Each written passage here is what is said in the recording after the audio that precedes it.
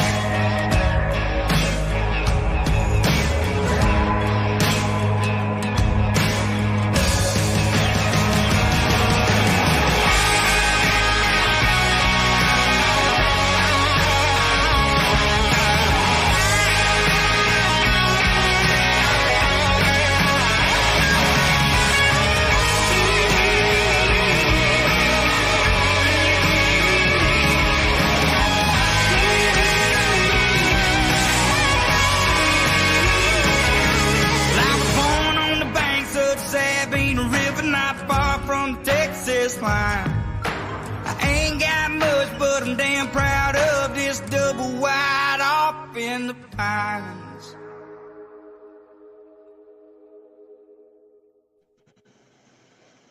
Hey, what's up, everybody? Hey, what's up, Hutch? Sharon Mercer, Moose Man, Amy, Kiss Off. What's up, sis? William, Hit Gal, Ronnie. Morning, morning. Let me get my camera flipped around.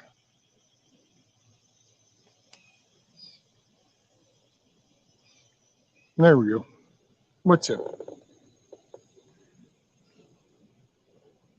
Hey, Dusty Bro. What's up, Matt? Yankee Watchdog. Yeah. Anyway, thought I'd go live this morning. I'm trying to work on kind of a change, and I think I don't know, I'm gonna come at this from the Cluckin Alamo perspective. And there's all kinds of stuff out there. I'm gonna focus on like local stuff. I'm just gonna, you know what, I'm gonna share. I started this journey at a depression state, came out of that, kind of was in this social environment, which out of my norm. And then I've kind of gotten into different things. So I feel like I should be on here. And so all I'm going to do is I'm going to end up doing some kind of intro, I think, where I can just explain in general kind of where I'm at. And I don't know, man.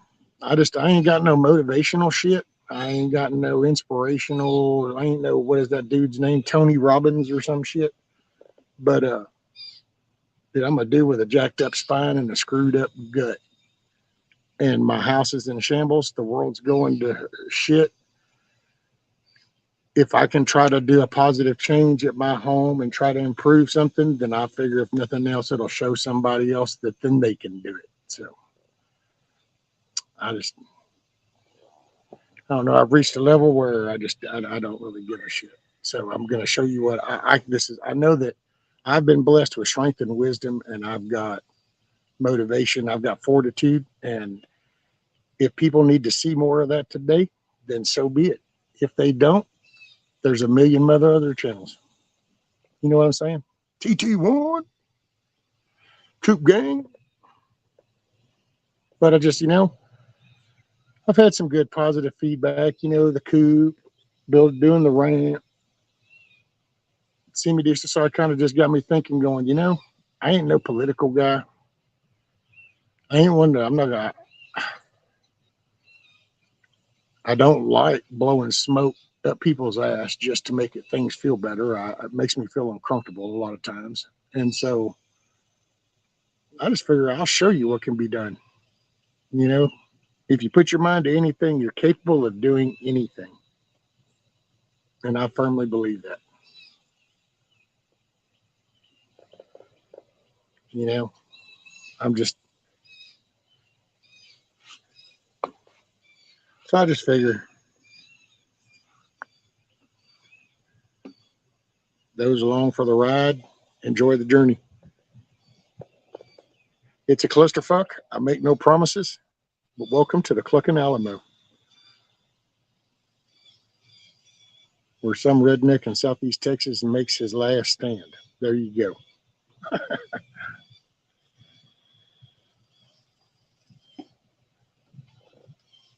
Let's see what we got. And I'm sorry, I just hadn't seen. So Hutch says it ain't about motivating. Sometimes it's just about being there. Right?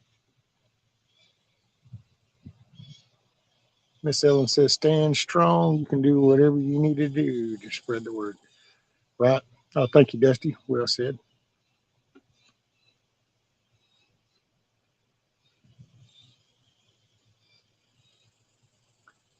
Ronnie says, happy July 10th.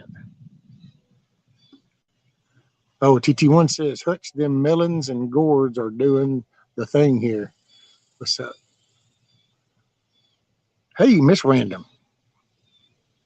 It's been so good to see you. Rescue, good morning, all. Uh, man, I just, I said it a couple of times, but, and so those that have heard will be like, oh my God, but it just, man, that was tripping me out having all that shit on the side of my face.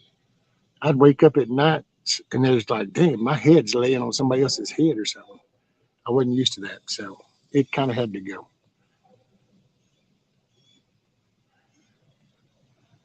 Well, we got kiss off.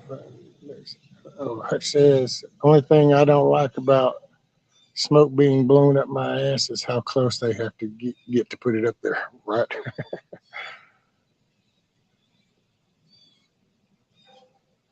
Yeah, and that happens a lot. Ellen says, I'm liking it so far, waiting for fun talking with you. Yeah, they're just,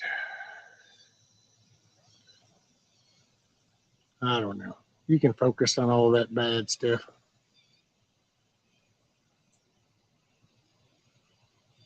And like I've said before, actually, because I get up here and say things to you guys and I don't like to be a hypocrite. So then whenever I tell you something, I have to follow through. It's like my coop has been driving me nuts because I actually had talked about changing the front door.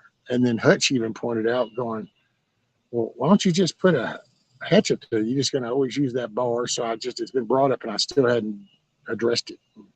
I'm fixing to focus on that. It's a slow pace. I will fess up to something in a way. I'm just going to go ahead and I'll let you guys know the road trip that we took. It kind of had some repercussions. It was, I think I pushed myself too far sitting up that long and moving that much. It's changed something inside. So things are at a little different perspective nowadays. Not that I regret anything about that, but it's just I didn't think that through. So there's ramifications for decisions you make. It's just life. That's just the way shit goes. You make a decision and there's prices to pay. And so that's kind of why I've been down a little bit. And I really not been to whining, so I ain't going to get on here going, oh, but it's really, it just really kind of screwed some shit up, I think. And so I'm limited on sitting up and I'm a little more limited on my movement. And I think that kind of has been peeking in, you kind of go getting all emo over some shit and it causes you to get emo over some other shit. It just, so I just decided, okay, it's time to slow my roll. Here's the perspective. Here's the deal. You know, shit ain't gonna get better, but that doesn't mean I have to whine and whimper. I don't. Whatever happens, happens, and I don't care. But I just needed to. I'm gonna get up out of the shit. So, if you want to enjoy me on the ride, stick around for the journey. I'm gonna try to figure out some little cool little intro things. As much as that kind of makes me feel weird, because I still feel weird about that content creator term. It just when I say it, it sounds funny. I don't know, but I just figure, hey man, you know what? Regardless of the situation and the shit that you're in, whatever you've been through, wherever your past was, all that shit really doesn't matter. Every day you get up and you make a choice. And when you make that choice, you can either go, wow, I feel like shit today. You know, this hurts, that hurts, this sucks, that sucks. Poor me. Can't believe this is happening. Wah, wah, wah, wah, wah. Or you get up and you go, you know what? It is what it is. I'm gonna make the best of the situation. And you know, you make the day a good day. You just tell yourself this is what's gonna happen.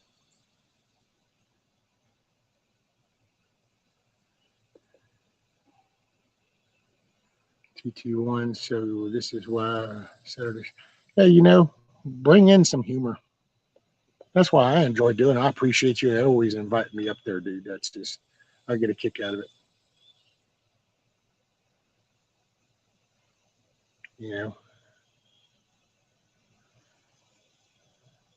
and so all I can do is, you know what? And I want to do this little intro. I'm going to do two different ones. I'm going to do one just kind of welcoming people, anybody that hasn't heard me and they'll see me. Welcome to the Cluckin Alamo. And then I want to do another one of just how I got to here, kind of a refresher to put things in perspective.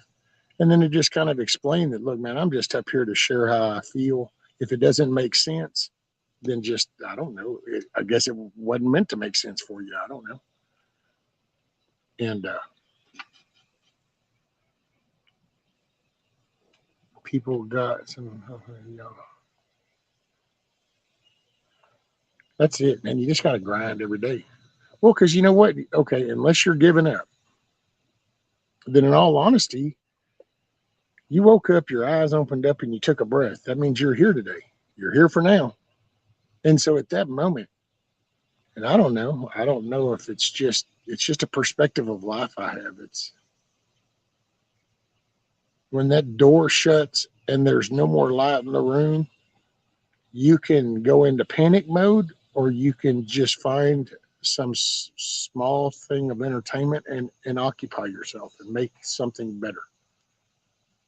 And it's kind of like life. You can get up and hear, oh man, the world's on fire. Until the flame is licking you in your ass, put a smile on your face and try to make the best day of it. You know, it is. I don't know. So let me catch up with chat. And I'm sorry, I didn't mean to skip y'all. I just wanted to get that shit off my chest. Hey, Kevin, what's up? Let's see. Did I miss anybody else? I'm sorry if I did. Um, Amy says, so you're not going to be doing no jumping jacks today. No, ma'am, not today. Don't see that in any time in the future either. Well, I made a death kit overnight. I started a new one today. Yep. Hey, Ellen, it's your birthday? It's your birthday. That's pretty cool. Make your day a good one then. Policeman says, just when I am laughing my ass off, he shuts down, dang it. Kiss off, I never give up. I want to, but usually I don't. It's too easy. It's the easy way out. Moose Man, we go about an hour. I have to build the clips, and an hour is the time right now. I will try to add more to it, bro. There you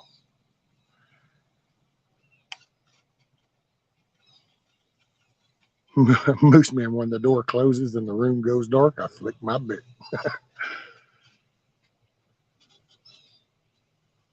Ran down. Let's see. Rescue just wanted to stop in and say hello. Missed y'all, but have a good day week. Till next time. Yes, ma'am. Make it a good day, Jen. I'm so glad you were here. I'm glad that you're doing better and put a smile on your face.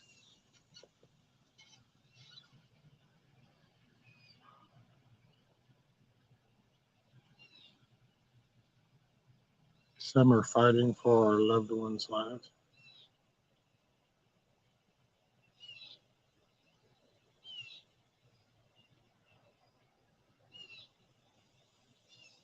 Well, yeah, I mean,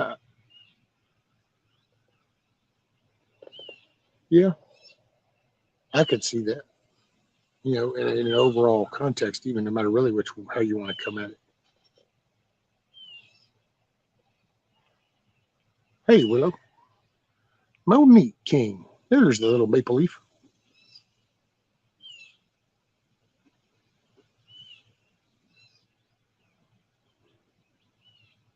Got my 420, but it's just another day.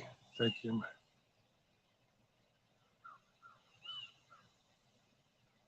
Ah,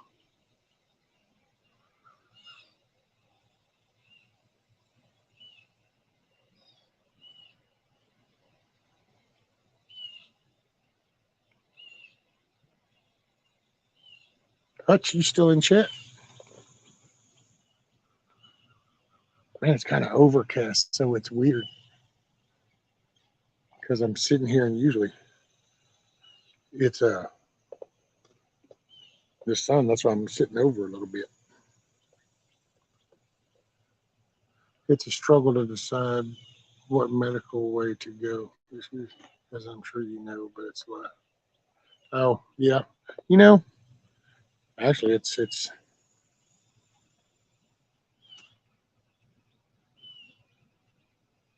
something that you actually bring that up because last night was actually 8 years. 8 years to the day that I held my mother's head in my arms as she died.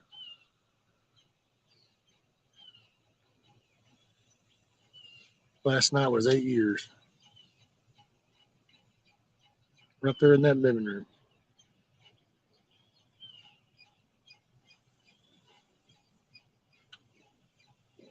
Yep.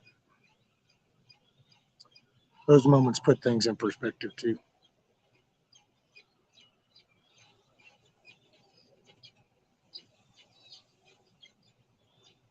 TT1, you look slimmer with the beard cut on the sides. Rescue, is this guy nuts? Oh, Nina. Man, I don't know. I don't know if that's what happens when steroids and testosterone get to you or what, but yeah, that dude's a trip, man. I don't want to say what he says is wrong, or not. I know his delivery system is totally. I don't want to listen to all that shit. Your dog, what's up, brother? What up, rescue? Everybody in chat working on a project, listening. Dude, you've been cracking me up with some of them little shorts you've been doing, your dog. That's some funny shit. Oh, there's Hutch.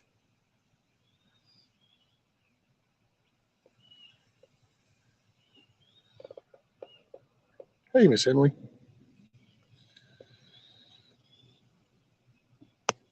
Yeah, and I've noticed that I got lazy. I don't post the comments like I used to when I was sitting at the desk because on this tablet I just sit here. So that's been a change.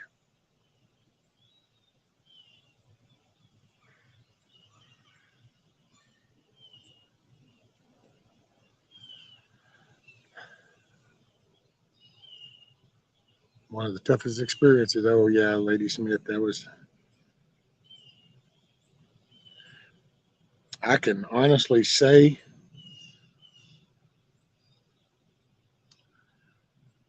I've watched strangers, I've watched friends, and I've seen other family members.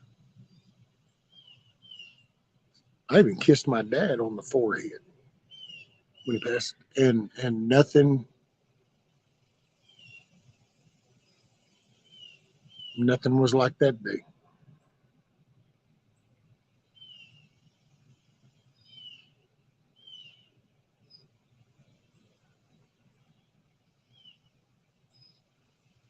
Yep, that was unusual. I just don't know.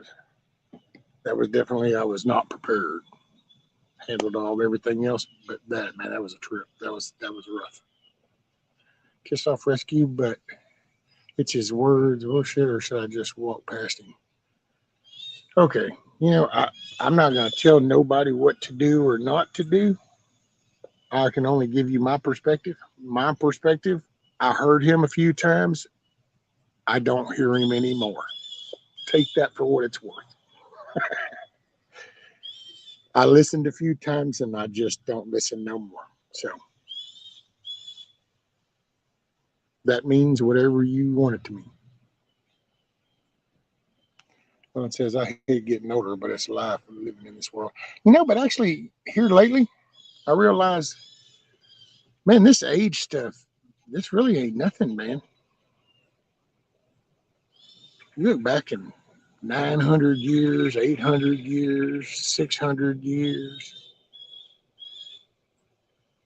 hell, even 120 years, I think it was, that we were put to still, man. And it's just so you look and it's like, man, like 60 years old, that's just a blip.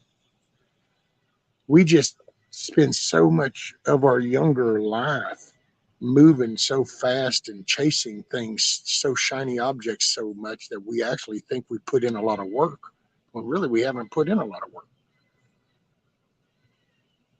Hey, what's up, Ohio? Good morning. Rescue, what is that? 2013, I watched Mom Down Christmas. It has never been the same. That's it. Yeah, I don't know. I don't know if it's because Mom brings you into the world, and if you're standing there when she goes, it just, I don't know.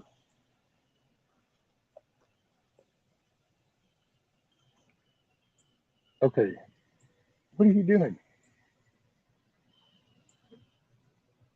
What do you do? Got it stuck in your tooth? Oh, there you go.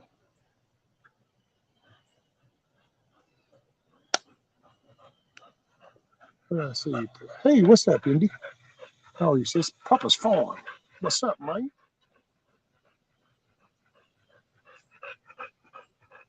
What we got? Redneck Prepper. Look at there. What's up? Moonchild. Hey, man, don't be eyeballing my water bottle.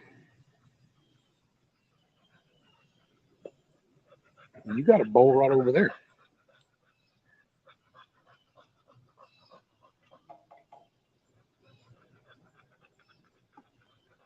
He's just panting away. I'm going to probably end up having to relocate a little bit so this glare will let me see.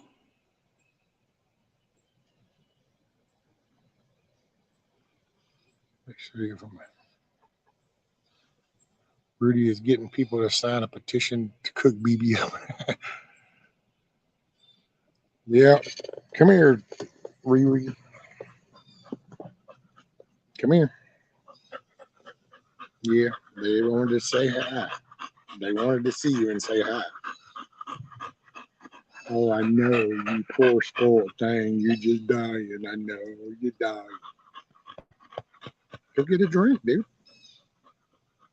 Go get a drink. Yeah. Go get a drink. Let's see what we got.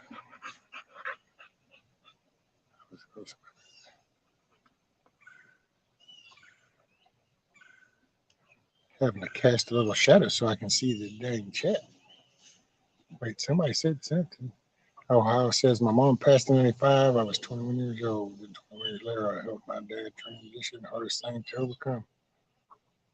Yes, ma'am, Ohio.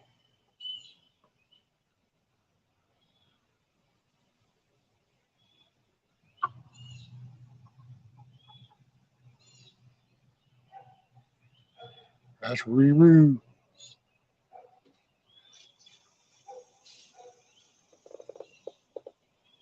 What did you hear? Oh, it's just them mowing.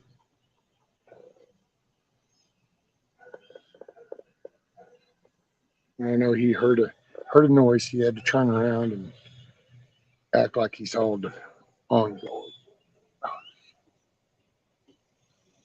I think you're all good, dude.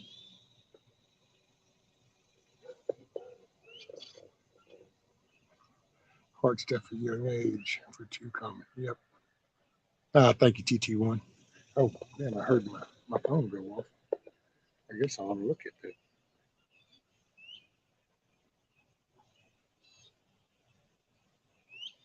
Okay. Yeah, no worries.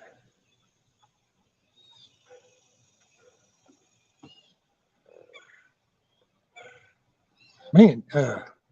And I don't know, is anybody, I was thinking of some people, uh, call me Hawkeye. Haven't seen him in a bit. Um, Scat Pack. I was actually going to let Scat Pack that I let her know that I got the hot water finally hooked up.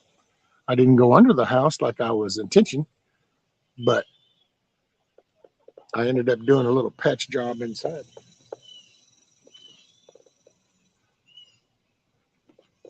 Yeah, I was thinking of them. I was thinking of John Southern Exposure, and then I just said it was so weird because I was thinking when I was thinking of him, and then all of a sudden I looked and he had put a video up about meat pies, which meat pies are good.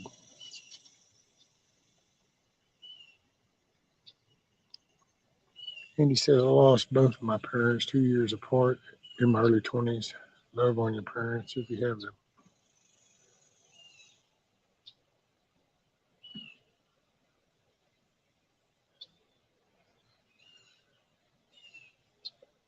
Oh, Miss Helen says, sorry I had to jump off for a bit. I got me a good present today. My grandkids just called me on one side. Hopefully the other side will call me today too. And that'll make my just hearing from my grandkids and my granddaughters. Hey, there you go, Miss Helen. Oh, I know that's pretty cool.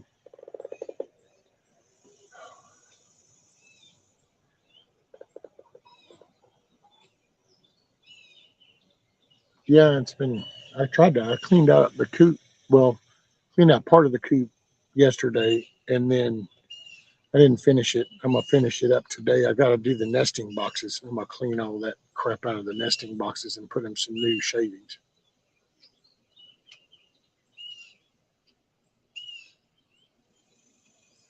I got some shade over them to try to help keep them in the shade.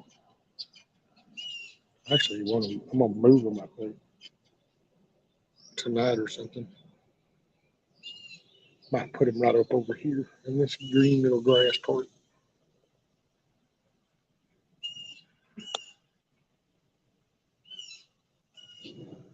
Never met my biological dad. Wondered all my life about him. Oh wow, Miss Amy. You know,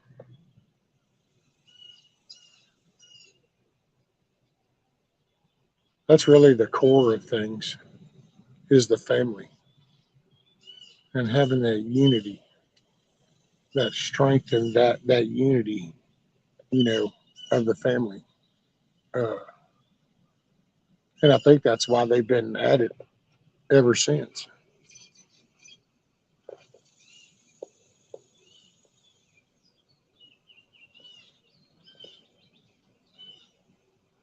You know, I wonder. It's like with Adam and Eve, and then you had Cain and Abel.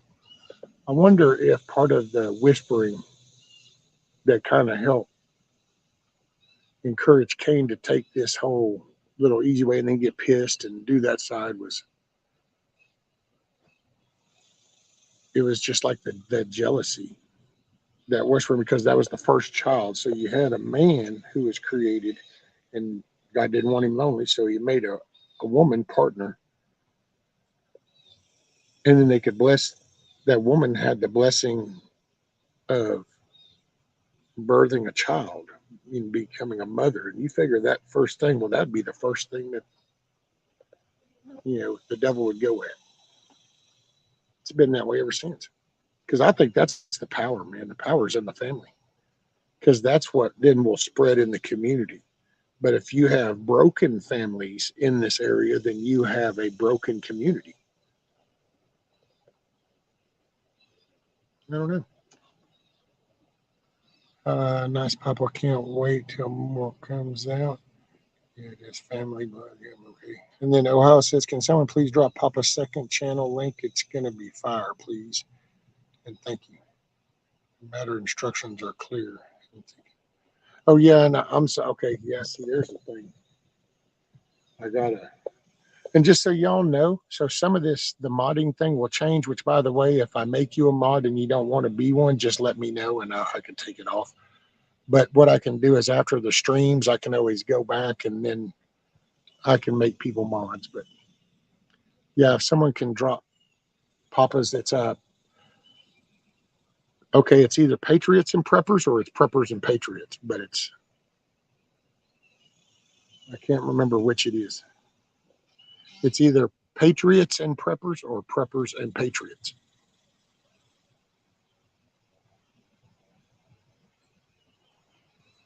Yeah, you're good, Ohio.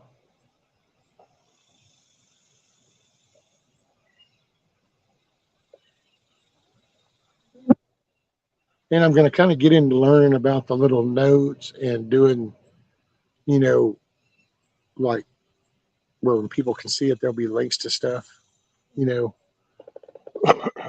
Excuse me. I don't know. Just kind of try to get my shit together a little bit and just share my experience as I do it. There you go. Preppers and Patriots. Thanks, Papa.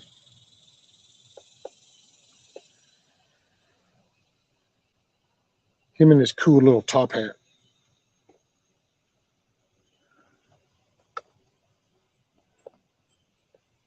I don't know. Somehow, when I looked at you in that hat, Papa's Farm, I figured you either needed to be in some saloon hitting the keys on an organ over in a corner, or you should be at a card table dealing cards, or be the town judge.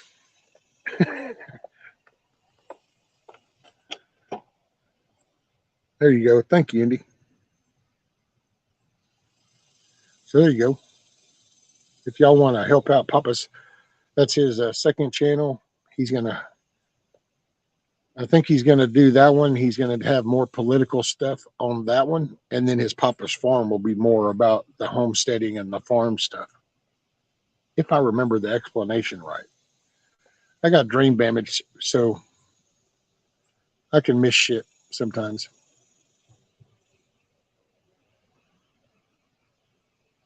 Right. There you go, TT1. You wouldn't want to be the town judge. You just want to judge the whole town.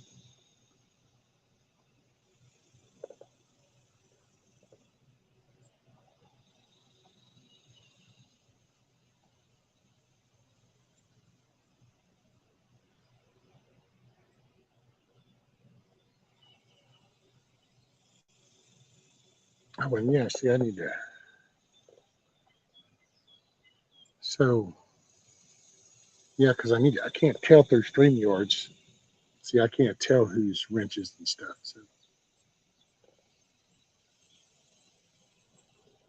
Dusty says, prayers rescue. I don't ever want to be a mod. Well, got to go dig another row of taters. Dusty.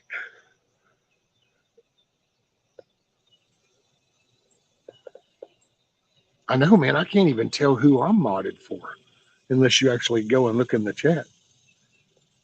You know, there's so much more YouTube could actually do and offer you the information on, but they don't.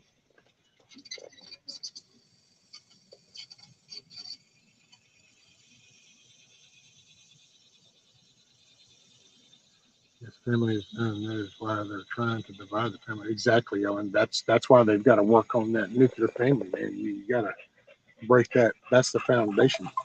That's the anchor. You got to keep that tore up. Hope you get you some mini taters, Dusty.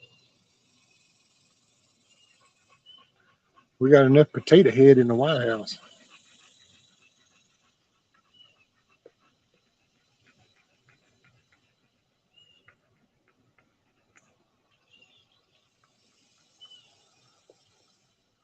Links are a must. Yeah. Papa says, I want to get Rescue, Hutch, Backwards Goes, Pop B, TT1, and a lot of others in a one-on-one talk about our country's current state and the Constitution that could be applied in our everyday living. Oh, there you go, Pops. Yeah, that's, and I used to try to do that when I did the Sandlot, because that's one thing I realized is just, well, we're all in America, but man, lifestyles are way different, you know, depending on where you live. It's just like I didn't realize just how much life was different in Texas than it is from most of the other part of the country. And a lot of that hinges off of we're the only state that was a country before we joined it, the union. So it was, I don't know, kind of weird. But yeah, I noticed a lot of that, and you got more concentrated areas versus more rural area, stuff like that. So that'd be pretty cool. I look forward to that. But swing it the monkey way, whatever. Okay, for those who missed it, Papa said he is going to be doing a deep dive into the Constitution. Everyone needs to know what the fight is all about. That's it. Tiki Warren Tater and the Crack House in D.C. Oh, I know, man. Crack taters. Who'd ever thunk it? Kiss Off says, so what's up for today? Well, that's a good call. I need to do the nesting boxes. So I'm going to work on that. And so hopefully that will get finished. And then I don't know if I'll do anything else after that or not. I know at one point I got the pipe now and I have the PVC fittings for the watering stuff. So, and I think I'm going to use this white 5-gallon bucket. So all I'm going to have to do is figure out how I'm going to hook the piping into the bucket and then get that little hookup. And then I'll plumb it, but that won't be today. That'll be planned out. And that's why I'm thinking about, I might start doing like 2 shows or something. I might start doing like 2 shows. I might start doing like a morning show real early where I just kind of drink some coffee, maybe do some eggs. Although I'm trying to see, I said that and then I got to think about that, and I'm not a breakfast person, so I'm gonna have to change and adapt to that. And I figure, okay, maybe I can do 2 eggs. I'll scramble up 2 little eggs. I'll eat them. We'll drink some coffee, talk about some news.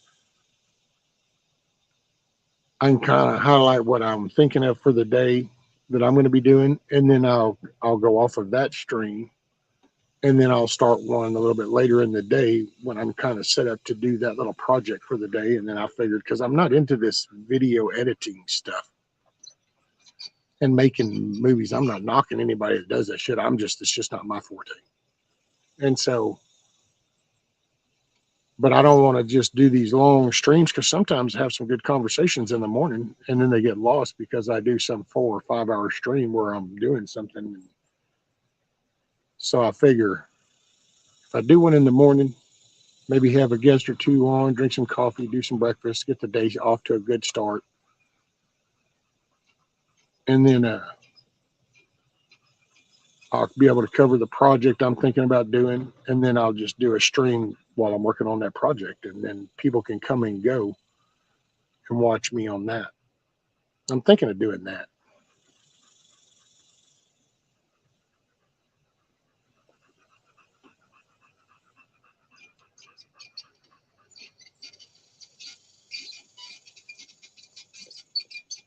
I'm squeaking.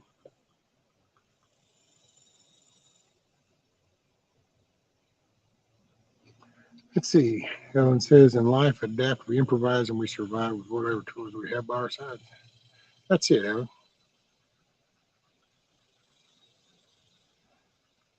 Over medium power. Well, see, I don't mind that as long as it's got a good biscuit. You got to have a and stuff. If you don't have a good yolk and biscuits, that's when I just go scrambled.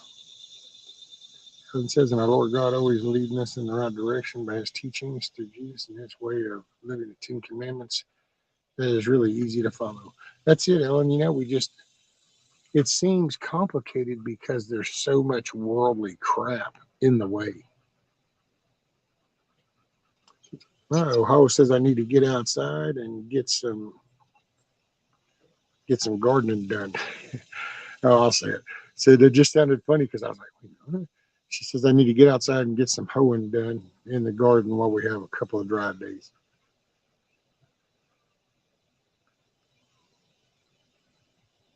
Papa says you got to do the same, but it's still raining there.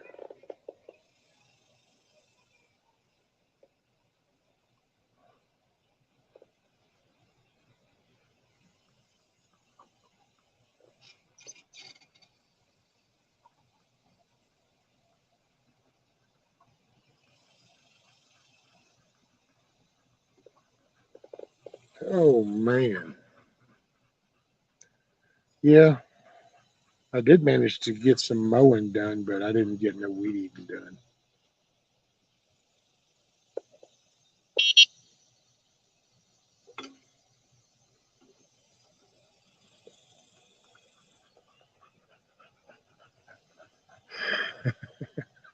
Right? You ain't.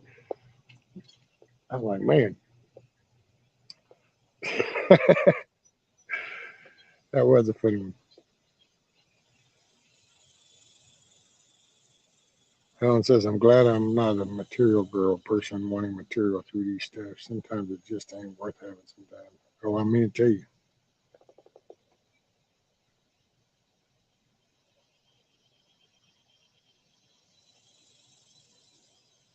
Hooey.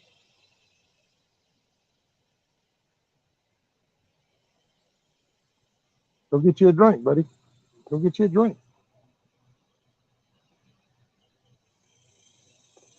One day I might even teach him just to bring me his bowl, and then I'll just pour him some water when he brings me his bowl.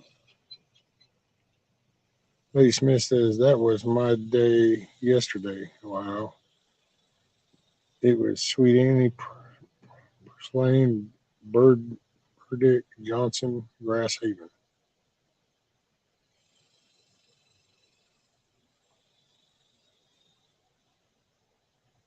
Ellen says, well, y'all, I'm going to fly out for now. Y'all take care. God loves each and every one of you, and so do we. There you go, Miss Ellen. Hey, make it a good day. Thank you so much for being here.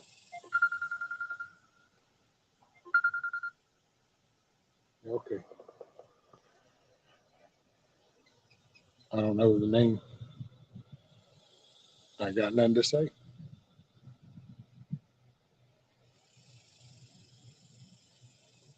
Send that rain back to me, Papas. We're in a fire band. Oh shit. You got a burn band going on, Yankee?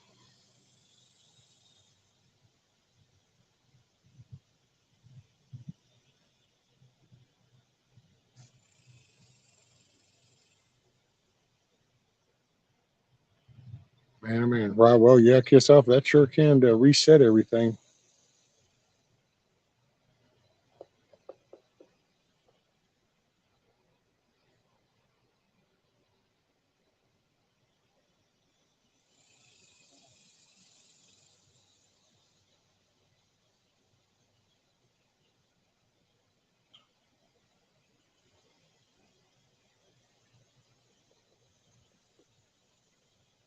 You have no rain since I got home from. Oh wow.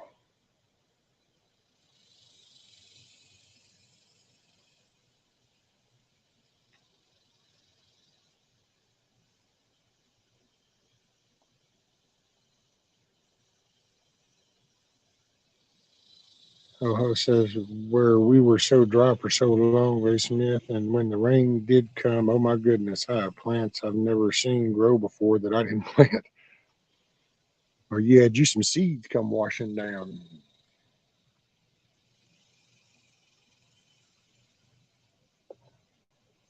That's pretty cool. Kissoff says it did, but shit, I don't miss none of it.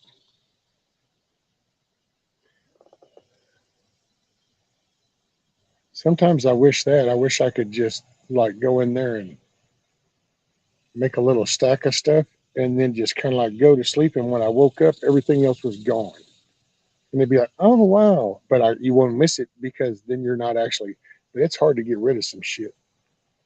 I'll go to get rid of shit and it's like, oh, wow. I still go. I used to, for the longest time, I had this little battery power cars that my kids had made in school.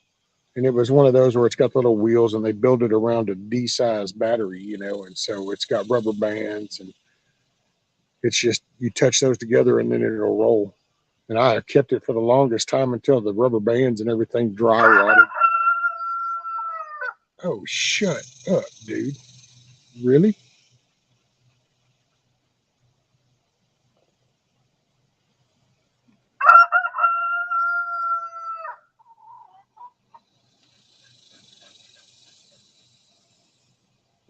East Main, Ohio. I'm not.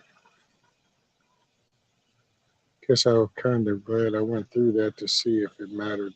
Learn just how to make it without.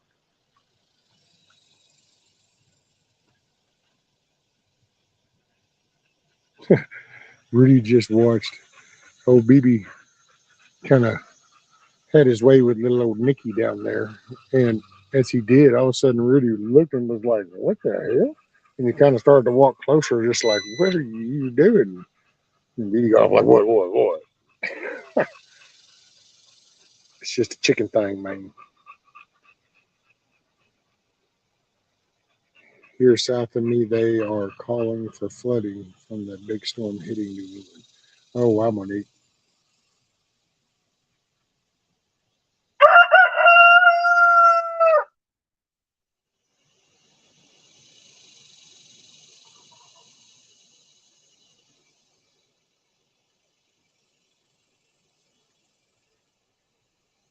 Oh, yeah, he right there. Yes, I'm harvesting for my.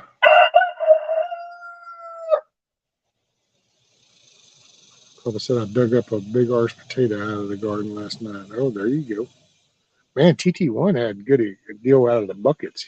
Gotten some good tomatoes, potatoes, and then old Backwoods is getting some hellacious looking cucumbers and shit.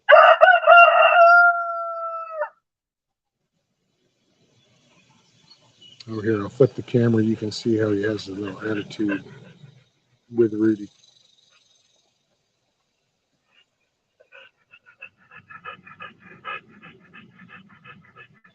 Hey, what's up, milkmaid?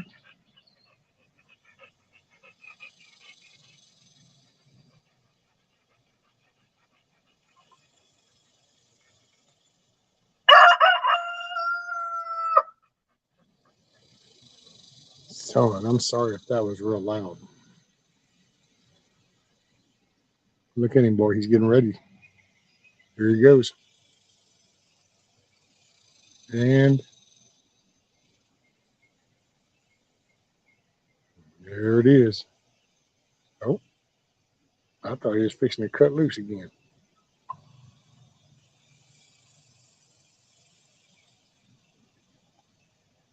Here he goes.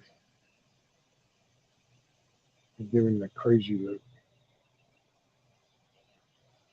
Oh,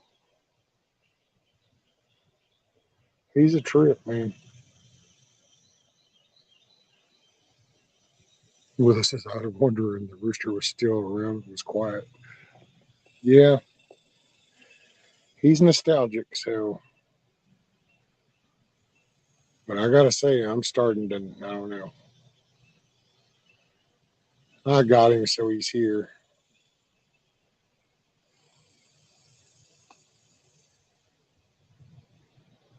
As long as he don't cross the line.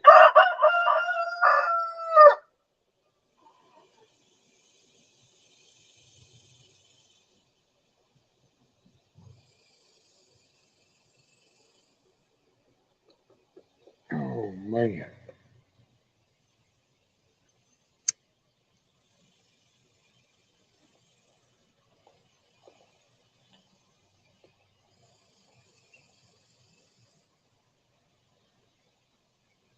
So what y'all been up to this weekend? Did y'all have a good weekend?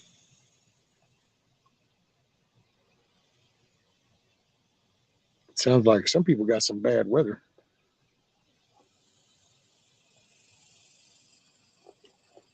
Moonchild says I have two turkeys now, and my rooster didn't start crowing until the day we put the turkeys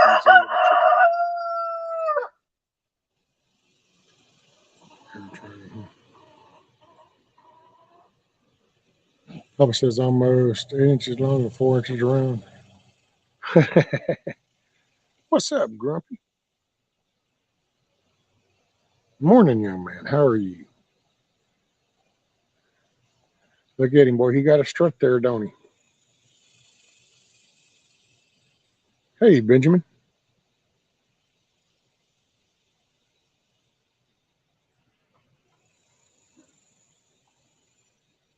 Don't forget in chat, go to live chat, all messages.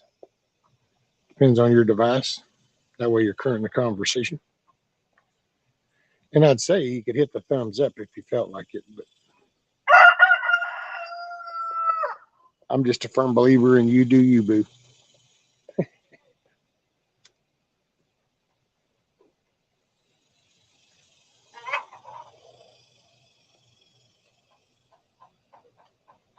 Let's see. Grumpy says, went over to the Hack's place yesterday and disassembled 48 chickens. 15 of them are ours. Oh, there you go. A little processing action there, Grumpy.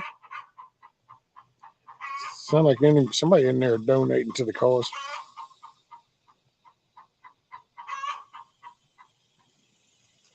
Boy, it gets a little bit more echoey in that thing now that I got the shavings out of the bigger part.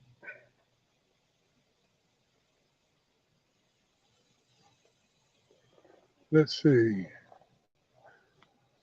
Oh, that might not have been the actual, like a laying part. That might be like well, I think that's a bitching message going on up in there because it looks like Nikki's the only one out here. So that means Thelma and Louise are both up in there. And somebody ain't probably thrilled because somebody's taking too long in the box because they've all decided to use the same box, even though there's 5 of them in there. Matter of fact, one of them the other day, I guess somebody was taking too long, so they literally sat down in front of the nesting box and had the egg right there. And I was like, well, my gosh, y'all are as bad as kids, man. 5 boxes in here and y'all gonna fight over one. Hey, what's up? Faith takes you for?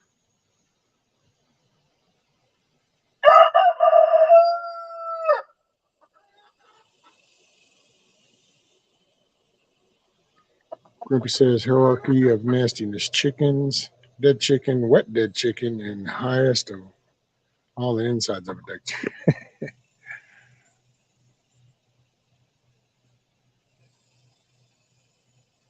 Kiss off says YouTube, you don't like the word Nikki. Oh wow, what really?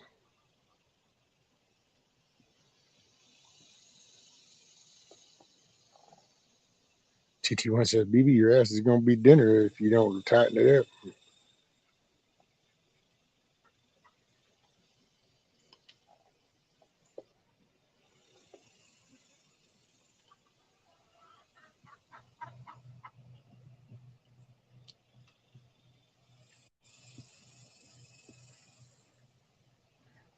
Face says, I would love to have chickens. Great setup. Oh, well, thank you, man.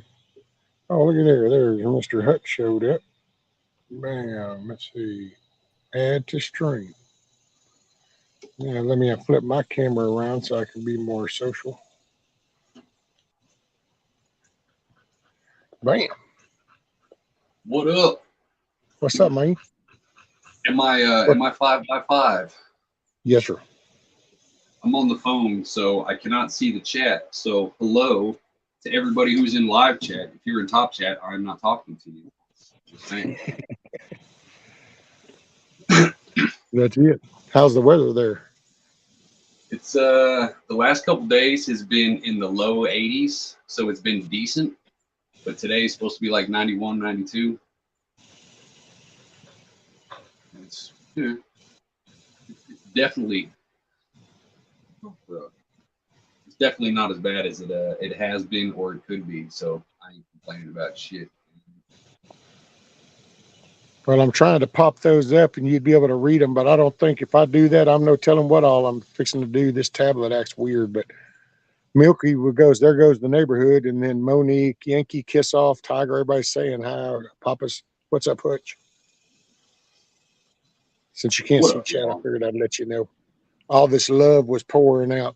You could feel that big old group hug right now, you know. Ew, don't touch me. Freaking weirdo.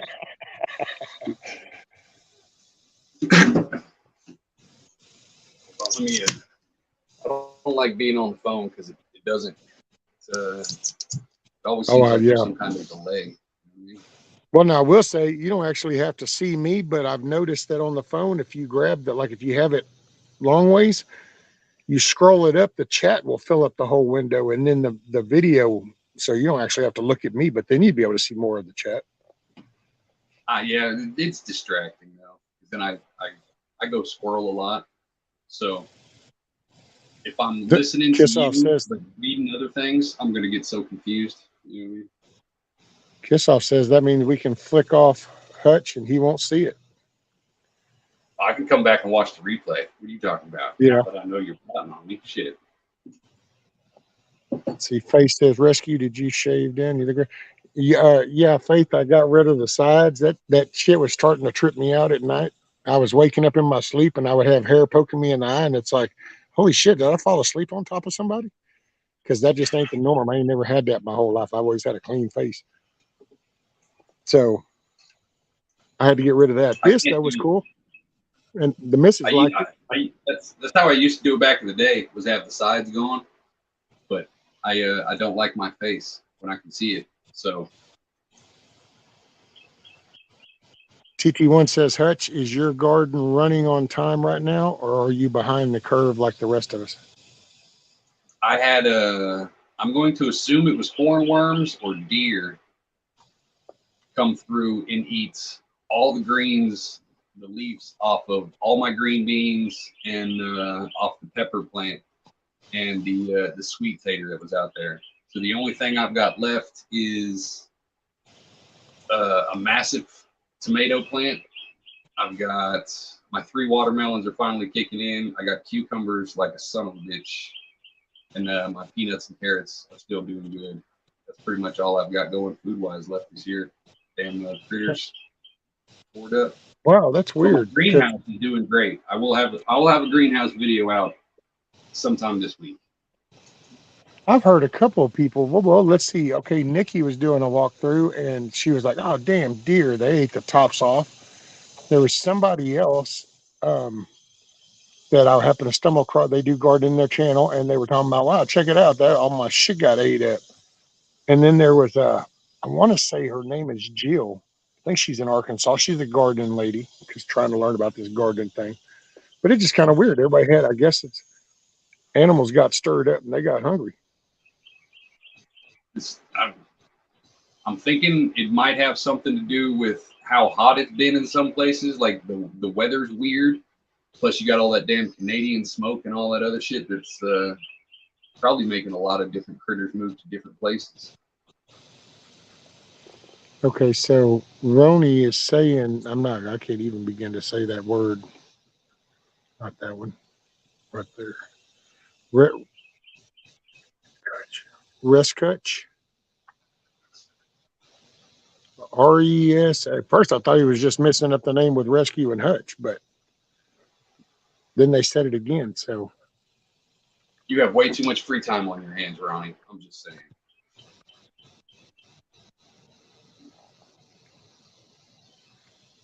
Oh, Grumpy says, damn goats got out and ate the chicken garden, blackberries, and almost destroyed the strawberry bed. Oh, Lord. Oh, no.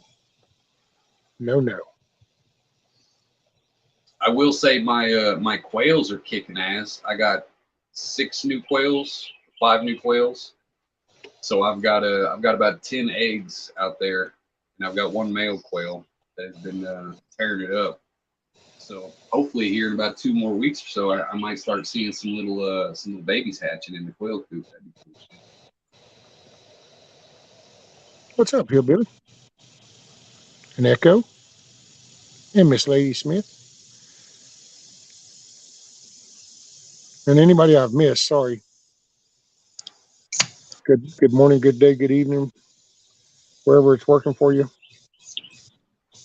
Although I think when I do my early morning, late day ones like this, I don't think I get my Australian people. I think they want to do the rewatches. It's what, like 2 o'clock in the morning or something like that right now in Australia? Yeah. Oh, Tiger wants to know how the rabbits are doing. Hutch. The rabbits are kicking ass, man. I have been feeding them fan leaves and clone clippings, so they have been extremely high for about 3 weeks now, or about 2 weeks now. I sexed them and separated them. The big white one was the male, and the other 3 were females. So he's just got his own big little pen, just chilling like king of the fucking hill. The other ones, no complaints, man. They're digging their new spot. So it's working out a lot better than I actually thought it would. What's up, Red? Red October. He said, present, listening and working. Sup, Hutch? So, Oh, somebody's cruising. I don't know what they're doing, making runs down the river.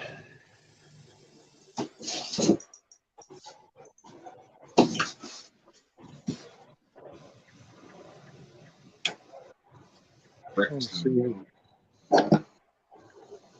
Could have been lie flat.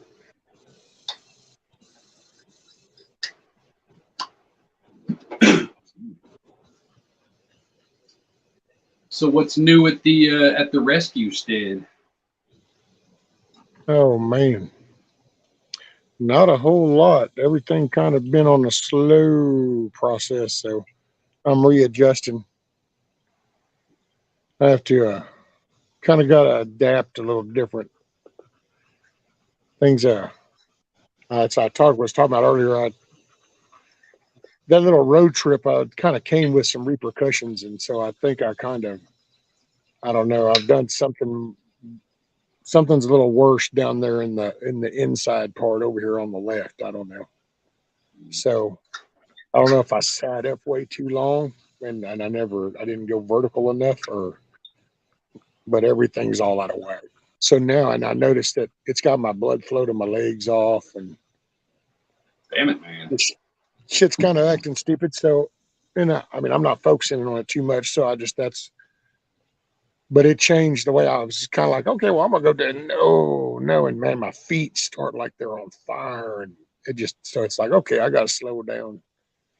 And, like yesterday, I was going to clean out all the chicken coop. And then all that really did was I got the big main box emptied out. And then I was like, yeah, okay. Cause dude, my legs, they feel like I'm standing in like a lava pool or some shit. My guts feel all weird over here where my colon is. I got a big old knot inside. So Damn, that fucking sucks. it just, well, it is what it is. I know it sounds kind of weird, I guess, maybe morbid, but I just kind of go, okay, what's the worst case thing? Worst case is I got some colon cancer bullshit or something going on in here. And it goes, and I go, okay, well, ain't no point in stressing out over that. So Right? as long as I Can't can do try to nothing. smile before any like that happens, go out smiling, Everything's go got out silver swinging. lining. That's it. So I figure, hey, man, I'm still here.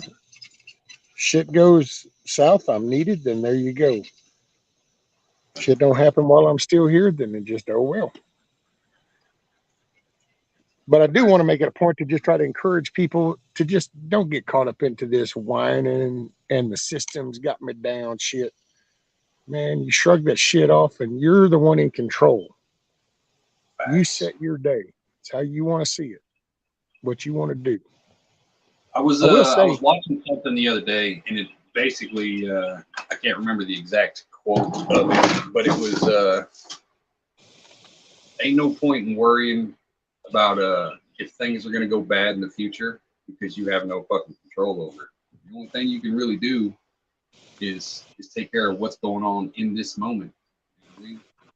So having too many expectations for the future and all this other shit is just going to put unconditional stress on you. Worry about what's going on right now. Don't worry about, oh, this could happen tomorrow, this could happen next year. Worry about what are you doing right now to improve your situation. well, it's like oh my God, the WEF, oh, Klaus, oh, Schwab.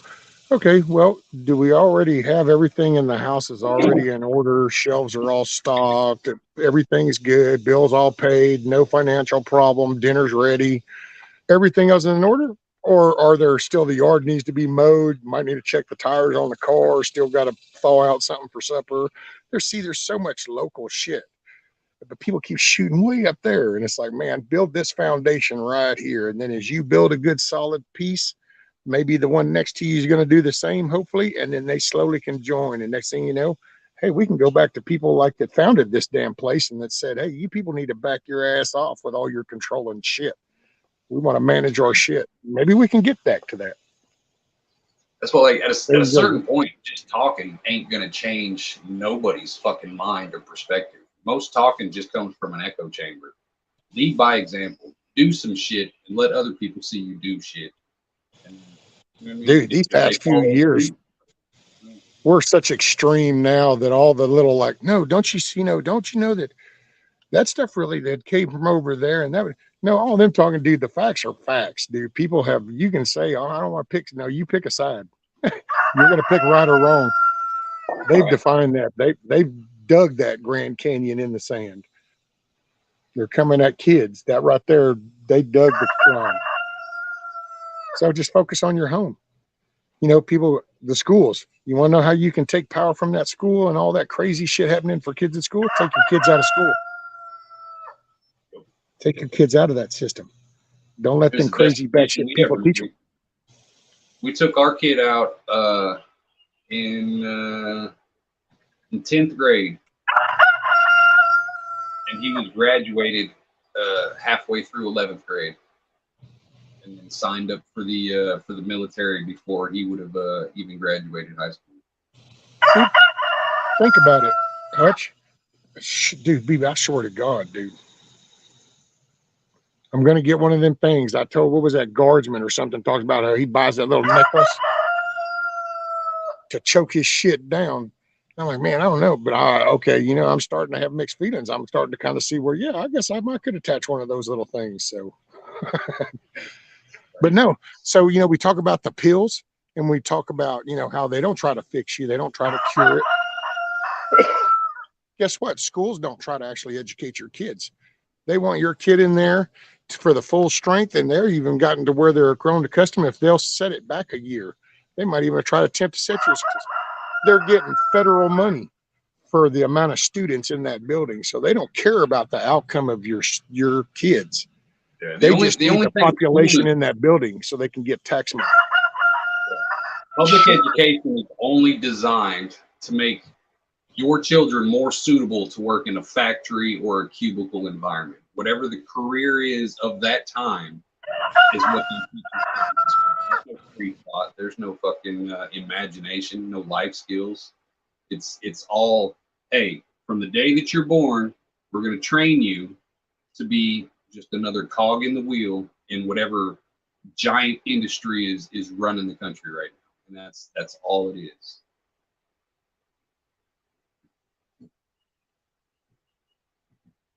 Waste of time. Glorified babysitters you have to pay for to go there. If you don't send your kids to school, you can get legal issues, but that you have to pay for the lunch, you have to pay for the supplies, and they don't teach your children shit.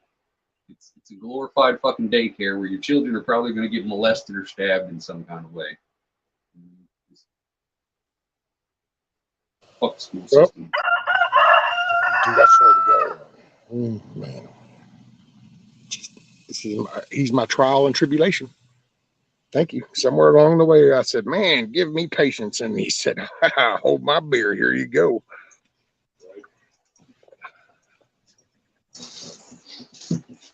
Ooh, man, he drives me crazy. But you know what? It's like the nationality. Your schools, they want to turn the kids against the country. You don't want any nationalism. That's not a bad thing. You don't be proud of your country. See, because there was a foundation, man. I see it. I was actually having a conversation with somebody yesterday, just off of the net stuff, but just having a conversation. And to me, it's like a business. If you have your main office is here, but yet you've grown to the part to where you're across all these states that you're intertraveling with, that you're dealing with, and then you go international. So now you have all these various countries. Well, you're into money, man. All you're doing is looking at profit loss. You're just wanting more bang for your buck. So it's just simple business math.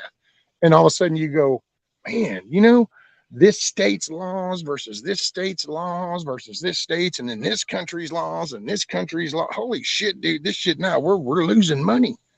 If we can start to get this together and uniform this shit. Well, now we can maximize our dollar. So we don't need to have all these. We need to start breaking this shit down and trying to gather this in. So it's not like some evil horn fang dude, Klausy dude. It's that's how a lot of these other corporates get pulled into it. It's easy from a money making perspective, straight up corporate money making. It's total common sense. Why would you want to be bogged down with 52 states and different regulations and 160 different countries and regulations and rules if you can just go under one umbrella and go, there we go, now we are. And so that's why it's easy to pull these people in. That's why you get out of that system. You break that dollar by not, I hate to say it, but use an old phone or, don't go buy the latest model. Go ahead and when you come time to get a car, don't go buy that new shit. Go ahead and find that used one from a guy down the road. If you have to even go get a little bank loan to buy that, but just stick it, keep that money as small as you can. Because that's how they get their power. Right. We talk about the BlackRock and State Street, and well, guess what? Those are money people. If you ain't playing in the money game, they ain't got no say. So when all of a sudden, homeboy right over here about 10 miles, well, he's got like the best potato patch in the county. And then you got these people over here that raise like the most healthiest cattle. These people got some cool ass, vegetables growing on their thing. And next thing you know, you got old school farmer market shit where people are going, well, hey, you know what? I can build furniture. I can build tables. I can build beds. I can build you a table. Oh, do you need your tractor worked on? I know diesel mechanicing. Oh, I know forging. You want me to make you a plow? People are, and it's like, but that's how it was, dude.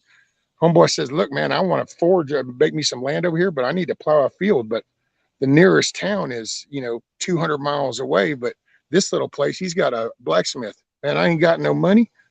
I ain't rolling in. But what I can do is I got some cattle. How about I slaughter one and I'll give you some of that meat? And then as I get my farm going, I'll do that. Well, see, you used to be a man of your word. So then that blacksmith dude would go, okay, you know what? I got you, bro. And hey, here's your plow blade. Now go to work. And then all of a sudden, in a year, you show up with bushels and you're going, here you go, man. Thank you so much. And he's going, you're rock on. And it's just that whole, because then there is no corporate power going, oh, no, our stocks, our shares, our money. That's how you get out of that shit. That's why they don't like Putin. Because Putin's got his own little shit over there, and he's like, man, to hell with you guys. I'm keeping my national shit, and whether you like him or not like him, but he's almost to keep Russia, just like the U.S. ought to be the U.S. 1,000%.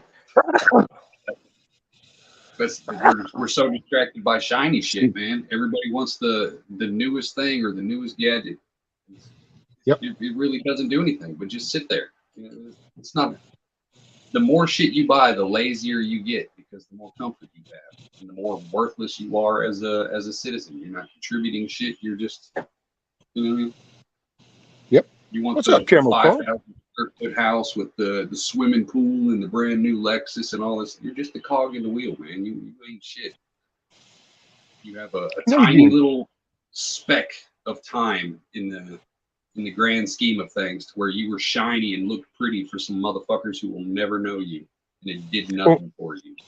Matter of fact, Hillbilly says it in chat. He said basically sounds like the Amish, and it's like that's it. But see, we are going, oh, that sounds like the Amish. What we don't want to really do is look in that mirror and go, oh wow, have we ever changed? Because they didn't change, we changed. So what we're looking back on them going, oh wow, the Amish are weird. No, they're not weird. They just never came up out of that and said, you guys are treading down a dark path. And here we are. And they can kind of, every one of them have a right to look at us and go, you see just how screwed up you got?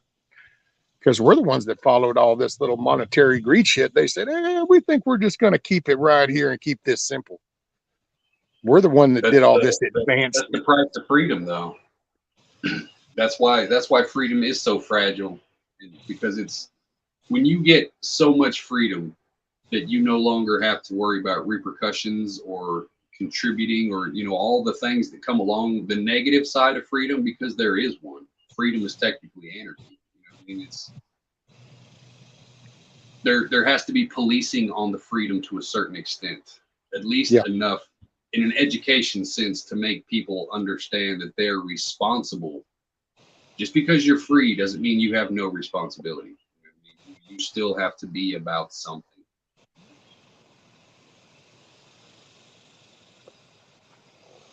The Amish have been pretty damn wise. Yeah, well, they didn't get lost in all this. Because, dude, look at it. Okay, you got Uber Eats that delivers groceries to people.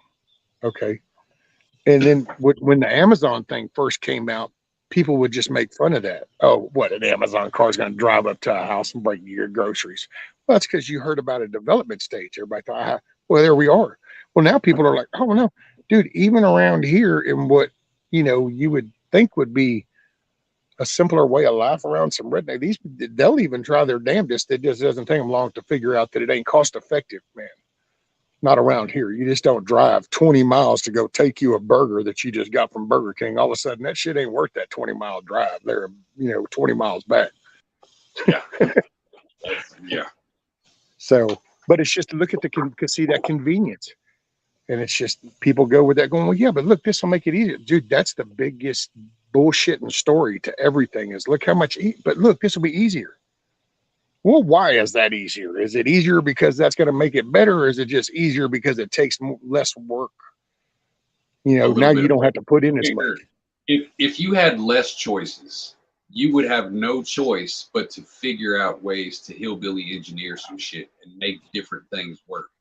But now you've got a special little lock for this or a special little latch for that. Everything is custom fit to a certain job.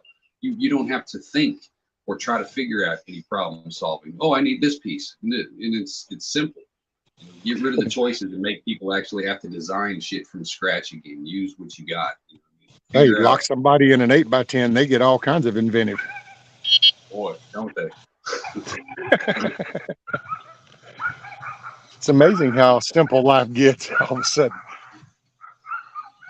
Yep. You take away the noise and the shiny shit, you won't have no choice but to live in your figure some shit out. Man.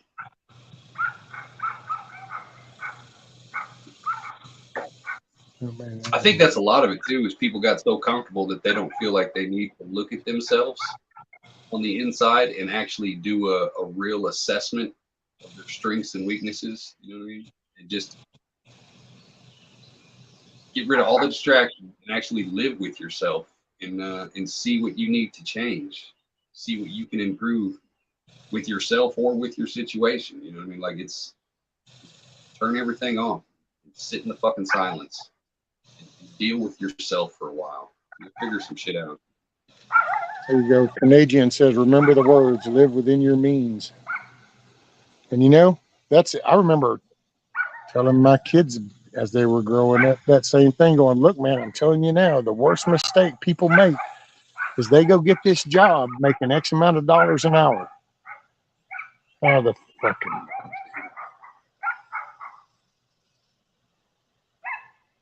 I'm about so done with people just, I don't know, disrespect. It's like, you just need a reminder. I can give you one. Anyway. Yep. You get this job and you're like at $10 an hour and you're hitting a lick. You're happy. You're like, shit, yeah, man, I scored that. And I'm just using that figure to round it out. And so you're rocking it. You're going, oh yeah, you got your 3 meals a day. You got your shower, you're paying bills, then you reach a time point. You're like, man, if I could just make a few more bucks, because usually you start to dip your toe into these little loan things that they dangle in front of you, and you do something. You get the 72-inch TV, and you go ahead. All right, Aaron's, I'll sign up for the weekly payment. And a few months, it starts to kind of cost you, and then all of a sudden you get a raise because you've been working at that job. Like you said, you get a raise at work. $10 an hour job, but you're living on a $20 an hour credit.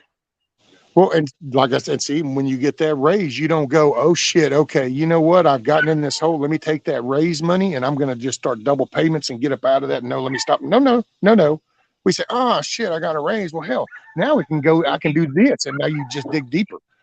And you go from the kiddie pool until you're swimming in the deep end going, what the fuck? look, I'm just barely above water. And it's like, there you go. Welcome to the American dream. You have followed the corporate dangling into the debt world. I know. You ever seen those tax relief commercials on TV and shit? And a lot of them like, I saved $43,000 and I saved $96,000. It's like I'm trying to figure out.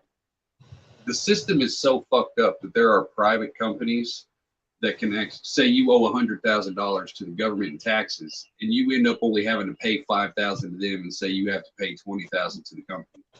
It's all these loopholes. You know what I mean? It's like, oh, here, we'll get you out of debt, but it's going to put you in debt on this side, and then you can just start the whole cycle over. Like the whole system is designed to just keep you trapped. In Well, and it's a lot of smoke and mirrors. Yeah.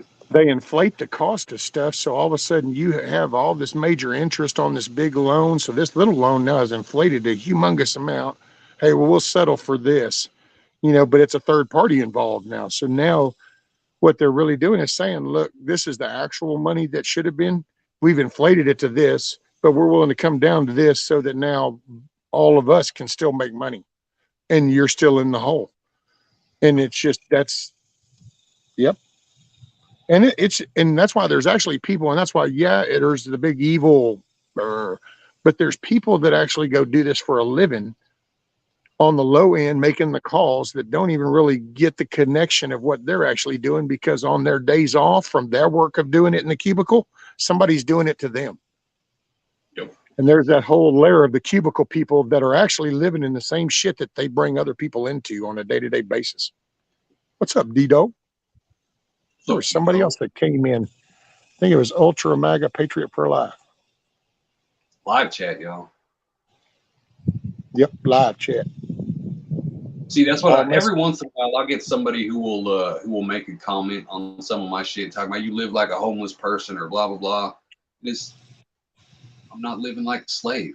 I don't give a fuck what you think of what I've got out here. It's mine. You know what I mean? Like $10 is almost fuck you money to me now, because I'm not obligated to some financial institution or some mortgage, or you know what I mean? It's not everybody's American dream has to be the same fucking dream. I don't want the picket fence with 3.5 kids and 2 fucking dogs and all. I don't want that. And whoever told you chasing money is the only way to get the American dream is a fucking liar. That's the gone. whole point is to do what you want to do, not to conform to the system, not to work 40 to 60 hours a week for some worthless fucking company. You know what I mean? What are you getting out of it? You're living your whole existence paying off bills for somebody else to get rich. It makes no fucking sense. Rudy. Okay, there you are. What are you doing, dude? You're weird.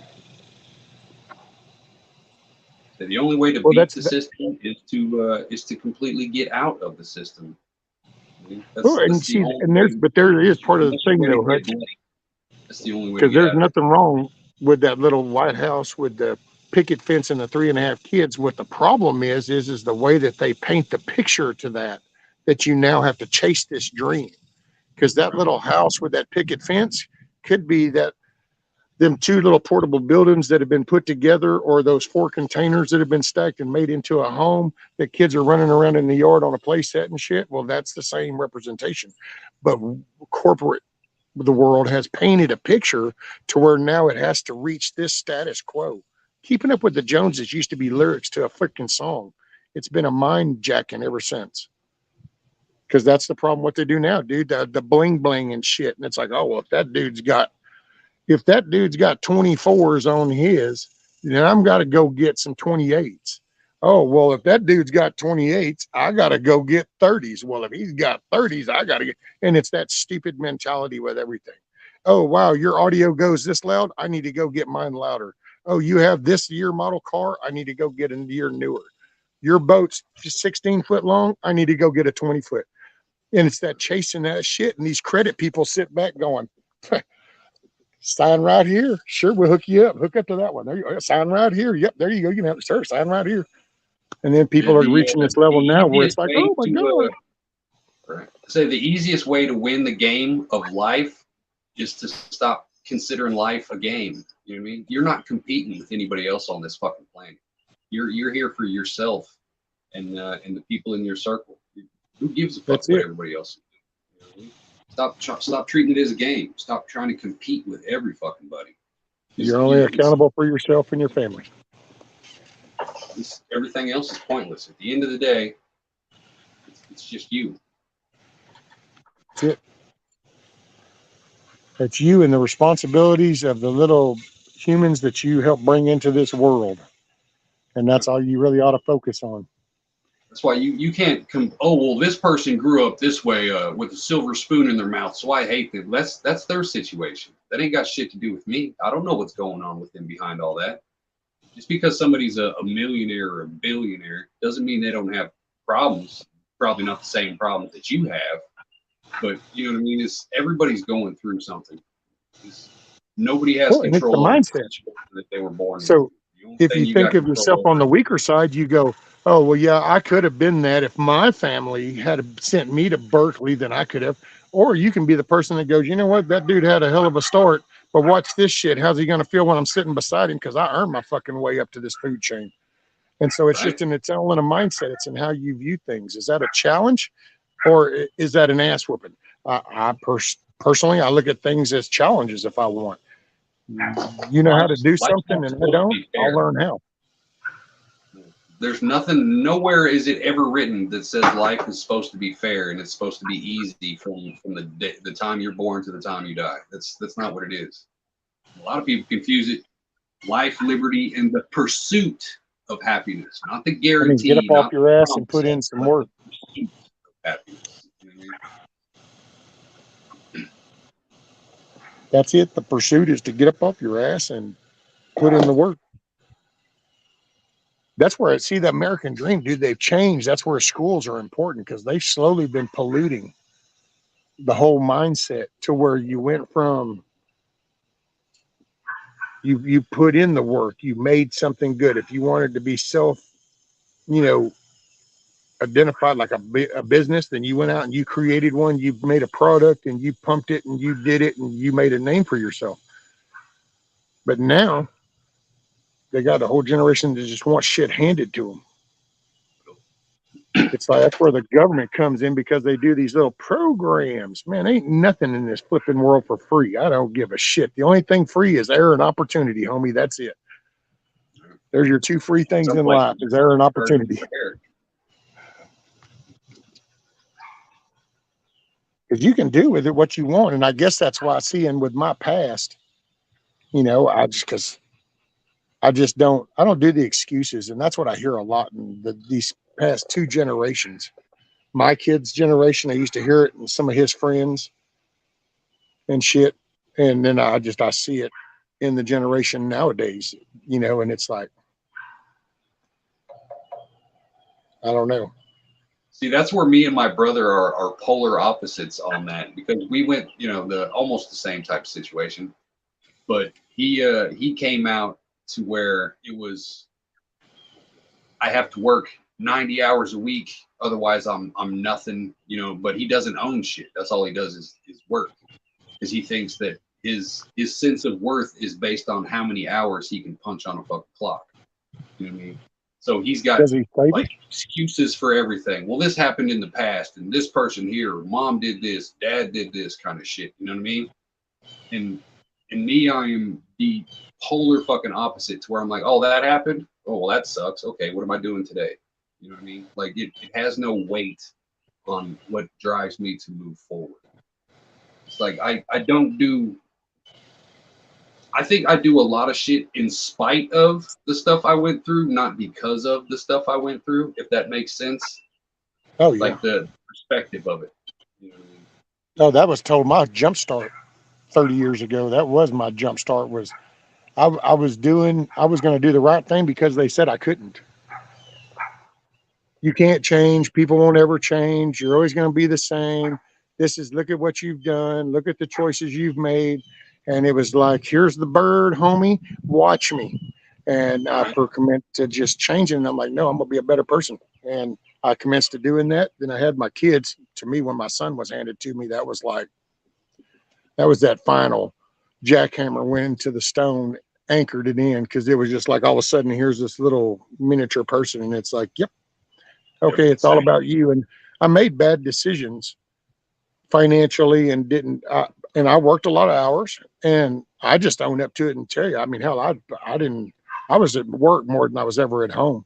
But when I would show up, it would be like, well, yep, y'all want to go on down here and we'll go down, Astro World when it was around, or y'all want to go down, here's a weekend at the beach and we go eat at the restaurants and buy the toys. And, here we'll go to the fair, the carnivals. And that's the way I viewed it. And it was stupid then, but I didn't know. There's no manual on that. Right. But you would think that, but nobody ever told me. See, nobody ever gave me no heads up going, hey, this financial thing, watch how this goes. You're getting pulled into these little mud holes. It wasn't until I was already in them that then all of a sudden it was like, well, see, this is why you need to avoid that. And it was like, well, okay, fine. Well, I'm already here. And then, right. You just always fighting an uphill battle. But I did shit just out of spite. Most of it was the start, just because it was like, you can't. That's like my in-laws and all that, I went back to work in 2001 after they replaced my spine, and they were like, I wasn't supposed to do anything with it. I couldn't do the firefighting shit no more. I couldn't do none of that, but couldn't do refinery stuff. Couldn't go do anything basically federal because I can't pass the OSHA safety shit and the DOT stuff. Don't have my CDL no more. I was supposed to be disabled back then. Well, this is 2023. That's why I just look at them and, dude, I wrote them off years ago because it's like, man, you people are just so into negative. You're just so into negative. So I kicked them to the curb. Well, then I got introduced to YouTube, and now I'm kind of adjusting to YouTube, and it's kind of like, okay, just so we're clear, here's where we're at. I don't do all that downpour me shit, dude. I mean, I've been a dopehead, an alcoholic, ex-convict. I could have played the veteran card. I don't play the veteran card. My opinion, my 2 cents. I didn't earn it, so I don't claim it. That's my take. You do you, boo. That's the way I view everybody else. But I made this. I'm a dad. I was a welder. I've been a firefighter. I've been all kinds of things. And that's one day I just zoomed out going, you know what? You people apply labels. I'm me. That's who I am. I made mistakes. Here's where I'm at. This is what I've learned. You want some heads up on potential shit around the corner up there? Maybe you want to listen a little bit. You don't? Drive on, brother. Some make it through. Some don't. That's just the way life is. Right. That's how you got to look at it, man. 350 million people in this country, and 99% of them don't give 2 fucks about you. So stop trying to please everybody. You know what I mean? Oh, hey, I heard some bad shit about your boy Tom Cotton. And I was like, wait a minute. Damn, I thought he was a good guy. Well, apparently, we always talk about those financial people, the BlackRock, State Street, all that good shit. Well, there's actually a marketing company called McKinley, and they're actually as evil, if not eviler, when you kind of getting to look at how with the bigger picture that they play across the globe. I posted a link to Steven Crowder on my community page. You saw it then. Okay. He was talking about the McKinsey and whatever it was. Yeah. Dude, I was listening to him and I looked up when he started to do their little board thing, and it was like, wait a minute, that's Tom Cotton. What? Oh man. Yeah. Check it out. If you guys don't watch Steven Crowder, I'm just saying, shameless plug. He's I've been watching him for about 3 years now. And hey, that is my favorite channel on YouTube. I ain't gonna lie. For my news and shit, the insider. It's the facts. I love the humor style and the comical style. He delivers it. You can hear it, and if you question it, all you got to do is go to the site, and it's like, here's the links to back up what was just said. And I like that matchup. There's no, this is what's happening now. I can't show it to you, but just try. And it's not that kind of shit. Instead, it's like, oh, they're doing this, and here's the documents. Feel free to go to Crowder.com. And for those of you who don't know who he is, he even calls out the big channels, the big conservative channels, Fox News, The Blaze, hey, Daily Wire. Yeah, he's even across the board. You do some bitch shit, he will call you out on your bitch shit. He used to work for Fox a long time ago. He worked for Fox, CNN, and The Blaze. Well, he was part of that little young wave, and see, he he didn't really care for it, and that's why.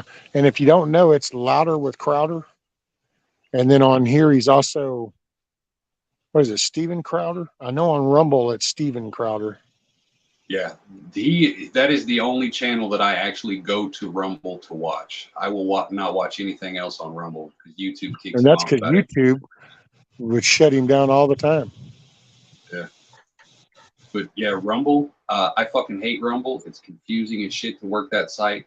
But he is literally the only channel I will go over and watch.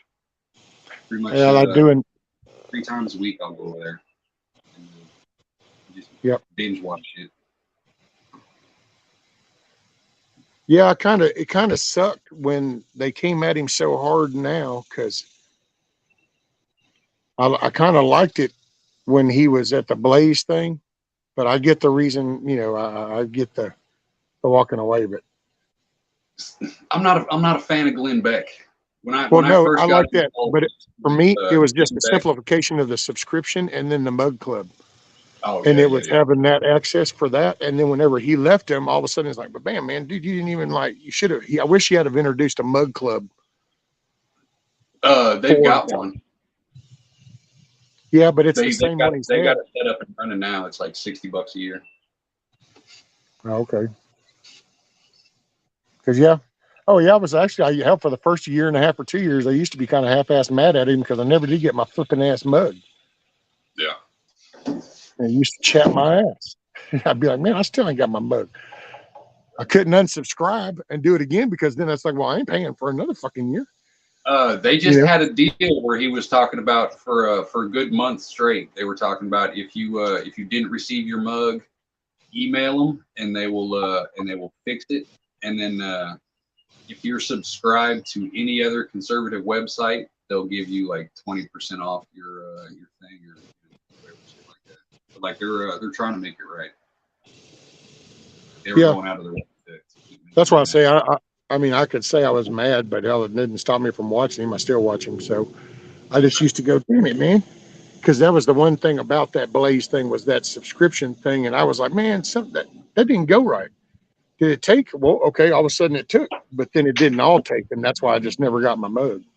And since it was going through them, old Gerald and them didn't have direct access to the mugs, so didn't kind of know what was being happening. And that's why when he went to leave, he goes, okay, here's what we're doing. And I started to say something. I thought, man, I can only imagine all the headache you got going right now. And I don't really give a shit that much. I mean, yeah, it'd be cool, but I got my own shit going on. Do you, boo?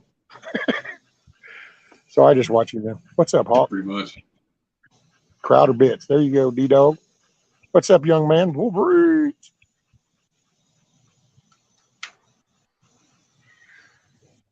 I got to do some stuff today. I just don't know where I want to start. I'm going with the nesting boxes today. That's the plan. I got to put some shade cloth over the greenhouse, and I've got to. I am building. I'm not going to show you guys around so you can see it when it's done, but I'm building a new workshop / studio thingy. So I got the whole shed. Put some grow closets up over here. I got shelves up here. I got to put a table here. I put my my action figures. Dicks are going to go on this shelf up here above me. So yeah, I got the TP I'm starting. We got our new bathroom shed about a week or two ago, and it's 90% done on the inside. So all I have to do is pop holes and bring the water lines and shit in. So as soon as we get a shower, boom, we'll have a new actual bathroom thing where the shower and the toilet are in the same building. And then I got to start taking down the old shower house and using all that material on the TP, the greenhouse, and here. No, D-Dog, BB's not soup yet. He was chiming in just a while ago. So he's nostalgic. So far he's still here. And Amy, okay, so just to clarify on my words, it's not that I dislike Glenn Beck. I do respect the work that he's done with getting like the people out of Afghanistan, and he's helped with the trafficking stuff and that. It's his delivery. and I'm just, I don't know. It's that, especially whenever he would do like that light blue background with his white beard, white hair, white shirt, white mic, and it would be like, and then we're going to, they're trying to do this, and it would be like, I can't do it. See, And so it's not that I he don't lost like him, me. like He started crying when he cries about everything. He is too fucking emotional and sensitive, and I just, you know what I mean. well, see, that to me is part of that character pitch when that stuff happens, and I'm just kind of like, I appreciate and respect the help that he's done on the good causes, but yeah, I just don't watch him per se because it's just not my forte on the delivery system. I guess that'd be the better way to put it. I used him and Hannity as my entry into politics. Ooh, well, Hannity, I don't know. I could see that before. Nowadays, I see Hannity different. I see him for what I think he really is, and it's that ex-CIA, and he's now in the media. So, and he's on the opposition side, and it's like, yeah, sure, go ahead and start steering that little narrative raft where you want it to go.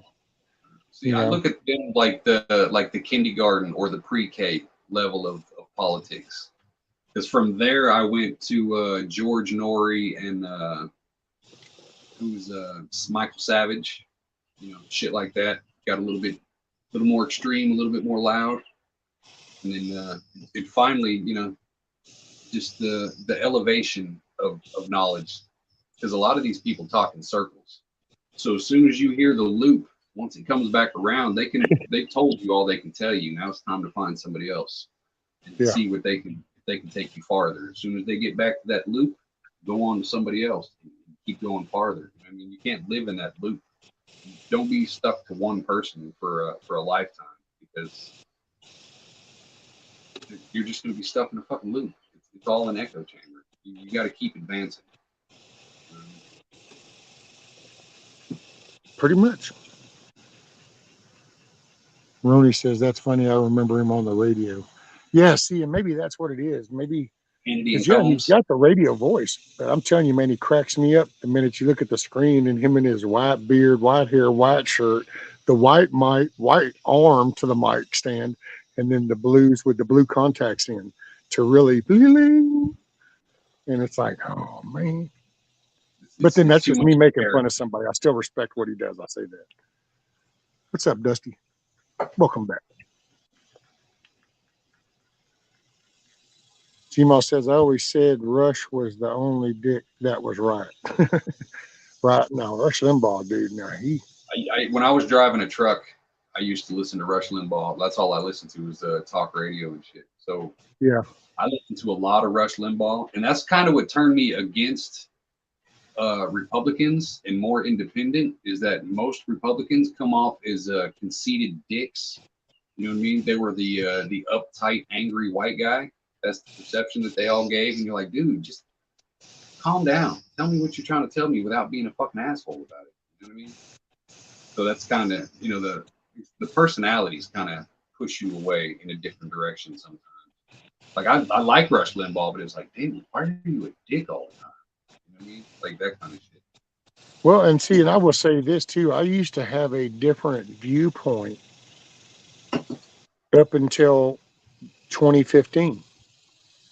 When when he first announced that he was going to run, and I wasn't like even really attentive, but it's right in that ballpark. Up until then, dude, all I would do is we watch TV for some form of entertainment in the mornings. I drank coffee and listened to it most of the time while I had a bunch of plans of the plant laid out, and I was routing different stuff and looking and making supply list of what I needed to load on my truck or whatever. And I was listening to the news, and it's like there's so many names I could point out on that MSNBC, and that I'd be like, damn, dude, I used to kind of just think you were like a cool little dude to listen to in the mornings because you just listen to him talk some stupid shit or whatever, and it wasn't, and I said this before, and it was one morning I was sitting there and I had got up and I had my the plant laid out with these plan books, and I'm drinking coffee. They talked about some story And I think it might have been a shooting, and there was this descriptive to the shooting. And it's like, oh, yeah, well, there you go. Drink, drink, drink. About an hour, hour and a half goes by, and the missus wakes up. She comes walking in. She's standing at the counter, and she's kind of getting ready. And all of a sudden, they ran that story again, only this time, the whole story changed. And it caught me off guard. And I was like drinking coffee, and I went, wait a minute. She goes, what? And I go, well, hold on. That's not what they said a while ago. What they said was something completely different. Well, we had dish, and so there was the DVR, and it was like, see, listen, this is that story play, and it's like, this skinny little Asian kid shot 10 people, and then all of a sudden, an hour and a half later, it's like, this white supremacist KKK person, massacres, and but it was a whole change of a narrative. And I go, see, I said, wow, that is some weird shit. I said, man, how out that somebody surely caught that dude. And see, that made my little flaggers go up. And so I just started paying attention. I remember doing the change from analog to digital. I remember when that came out as an upgrade. And now I look back and I might see the little shadier on the back end now. I can see why. Right. Because that's how you can control this digital narrative, this digital picture. Let's turn off that analog signal, because that shit, my God, it might be fuzzy and grainy and shit, but it's the real shit. Now you're 1080p, it might not be what you think it is, but boy, it's clear, ain't it? And that's you don't see that back then, but I remember that. And then that's where I just kind of started paying attention. Other than that, dude, politics to me was, I remember Paul Harvey. I think D-Dog said Paul Harvey. I remember Paul Harvey listening growing up. That wasn't politics, because my parents didn't treat it like politics. It was. I never considered Paul Harvey politics, because my mom would always have it on in the van, and it was always just random stories. Yeah, it was just a show. And my parents only addressed politics as, look, Republicans want a smaller government, Democrats want bigger government. That's that. And that's all that was really ever said. There was no party affiliation. No. It wasn't until I watched that. And then all of a sudden I watched him announce his thing, and everybody's laughing. He took them jabs on stage. Everybody's going, oh my God, can you believe he just said that out loud? And I'm going, I've laughed at her going, you would think all these people are typing, oh my God. And they know damn well in their living room, when they see stupid shit like one boy just said, Jeb Bush, they would have rattled off some crazy ass comment just like that too. They're just shocked, like, oh my God, some politician. Well, he's not a politician. And then I just watched all these people, the Hillary, the Oprahs, these actors start to just flip. And all of a sudden it's like, wait a minute, y'all were like nut hanging just like last year. On every time he walked in the room, you people begged him to come to your place because of all the popularity. Now, all of a sudden, oh, he's a Russia plant. And then you watch the ignorance of American people just go, what? He is? What? It's like, holy shit, slow down. Nope. And then, of course, I go in and pause for a while, and then kind of came up, and then I got onto YouTube, and here we are. Indy did it. It's all Indy's fault for me. She made me do it. She goes, Rescue, you got to come over to Dangerous Freedom's channel. You need to see this. This is a cool channel. And up until then, I had no idea people did this right here. And she drugged me over there, and all of a sudden it was like, wait, what? Oh, check out all the chat. The people, wait. And then Ron's like, you got a phone, don't you? Well, then get up here. You can get up here if you got a phone. I'm going, oh, well, and then I was up there. Right. It's crazy how it starts to where you end up. Like I didn't know any of this shit existed. I was maybe watching YouTube for like 3 months before I actually did it. I was like, let me make some homestead videos and see what I can do. And here we are. Hell yeah. Go with the journey, man. It's all about the journey. Shit, don't fight it. Just see where it takes you. Put some air in the tires and some gas in the tank. Right. She says, I promise to never watch talk shows or soap operas. Oh, yeah, I never could see that. Used to make so much fun of that. I think I made people mad around me for a long time. Oh, I can't do soap operas. You give me some cartoons or a Western, I'll get stuck on that. But I have never done soap operas. So I can't do it. I started me a new little series. Well, I say a new one, the new one from back in the day. It's called The Westerner. I don't know how many people would remember that little Brian Keith little show that he did for a little while. I think it was That does about not sound two or, familiar at all. like 2 or 3 seasons. It was kind of like the Steve McQueen Wanted Dead or Alive, or then you had the Oh, okay. Rifleman. It was kind of that. Started out as Chuck the black and Connors. white. Yeah. Old Chuck Connors as the Rifleman. Lucas McCain. Yeah, I still watch that shit. Everyone, I've Dude, got that's the good the TV. yeah, I got the 20 hours of Bonanza on DVD and shit. Every once in a while, I'll just make a whole day out of watching fucking Bonanza for the 30th time. Okay, now I do have to fess up and say, I will say that, man, sometimes the Big Valley, sometimes it gets on my nerves. It's like kind of like little emo episodes, and I have to kind of go, hey, I'm just not in the mood for that one. We're going to the next one. I don't know, because sometimes I'm they have just some of now them. getting into Wagon Train and the Virginian. I'm Oh, slowly getting dude, into it. hey, Wagon Train, rock solid. You want to see where some hardcore, good old life lessons stem from? That right there. Watch the Wagon Train, and the way that those episodes go, there's moral value in almost each episode. There's some kind of moral value attached to that episode. Don't lie, cheat, steal, murder, rob. It's something. There's something. Don't be a coward. Don't be a whine. There's some kind of moral code to almost every episode of the Wagon Train. That is the Those most. are the days that I wish I could live in. That's why I live vicariously through westerns. Because I was like, man, if I was alive in 1850, if I was this age in 1850, it would be fucking heaven. I'd be out in the middle of the fucking woods somewhere. No, I wouldn't see people for months. You know what I mean? The knowledge that I have now back in the boy, I'd be fucking killing it out there. You know what I mean?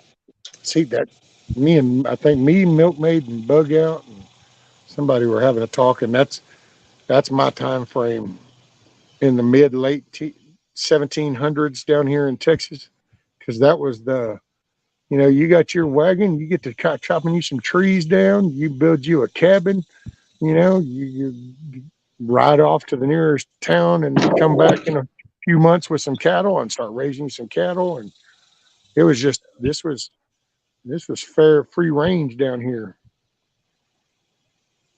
and that's what I'm talking about. Oh, yeah. And I gotta say, But you watch. I think a large chunk of this country will get back to that way pretty soon.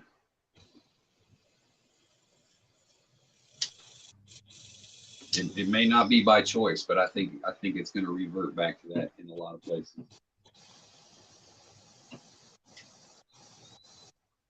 Grumpy says, F that, I like AC ice, having all my teeth and living past the age of 42. Okay, well, first off, let me just point out the most obvious.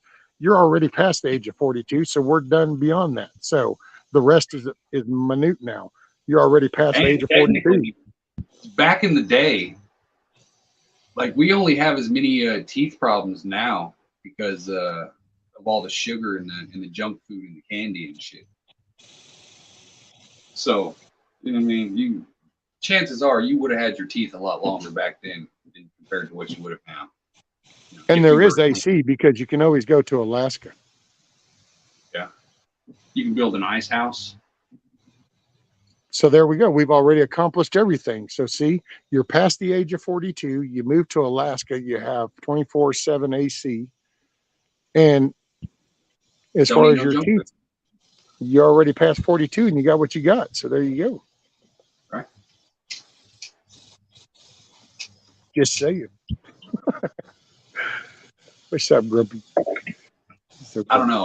I have just adopted the mindset to where it's if life is too cushy, then you are doing it wrong. You know what I mean? Like it, life should not be easy. And if your life is extremely easy, go out of your way to make some hard things in your life, like physical labor or things like that. You know what I mean? Life should not be easy all the time because you become ungrateful for the things that you have. I believe a truly successful and happy life requires 24/7 effort.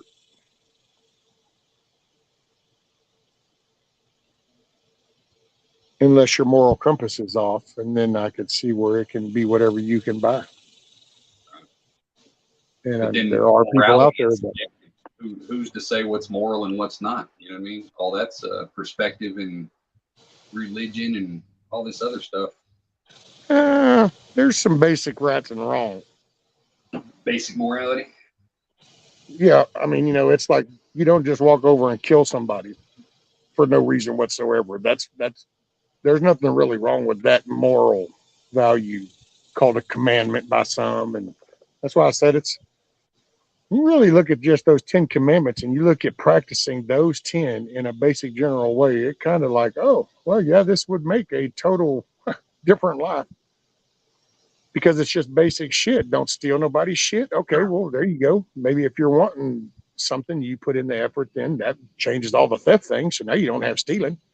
If you're not killing people, if you're not over here just screwing with anybody that comes along, okay, well, there goes a lot of trafficking because you're not even doing that kind of behavior. You're now actually making a commitment to somebody and then sticking with that. So when you look at the implications of just those basics, you kind of go, oh, and it's like, yeah, there was something to be said back before we got so out here in La La Land with all the fancy foo-ha-ha. It's like our That's country. why it's easier to accept morality when you actually have to struggle for certain things. When you get to a certain point of comfort, morality is fluid. You know what I mean? And then you're just like, well, I'm already at this level, so you know what I mean? See, not to me. To me, the morals what gives me the foundation to just go ahead and do what I need to do, and then because it's that moral compass. Like for right now, I could view to me the people that are doing the homesteading and that are actually doing the.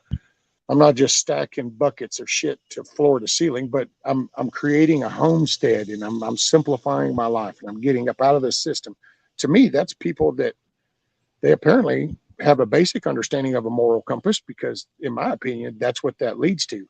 And then you have people that have no moral compass, and that's people that are marching down streets saying that they're coming for your kids, or that's some teacher in here saying you can keep this a secret from your parent, or you got these people running some political office that want to say, hey, you know what, we're going to take your money, we're going to take your shit. Those are the people that have no moral compass. That's why they'll rob and cheat and steal and rape and pillage and shit. Where you got people that want the homestead, they want to provide for their family, they want to be self-reliant, self-sustaining. Well, okay, there's your moral compass because that's doing the right shit. I guess that's the basic thing. Right. See, that's why morality is going to be more cultural based. That way, if there ever is a CW or a revolution type situation, that's basically what it's going to be, the dividing line, and that's going to be the culture. One culture preaches morality, one culture preaches against morality, says there's no reason for it. That's going to be our dividing line, really. Like I've been saying it for a while now. It's not a look, it's not a person, it's a mindset that you're going to be fighting. And it may take a while for a person to expose themselves, but Hey, one sec. Hey, kiss off. Take care. She said she's getting a headache. Kick back, kind of close your eyes, just kind of chill for a little bit and see if you can get that headache to go away. smoke a bowl. Take That care. usually works. Well, yeah, that would be my recommendation, but I don't think she does.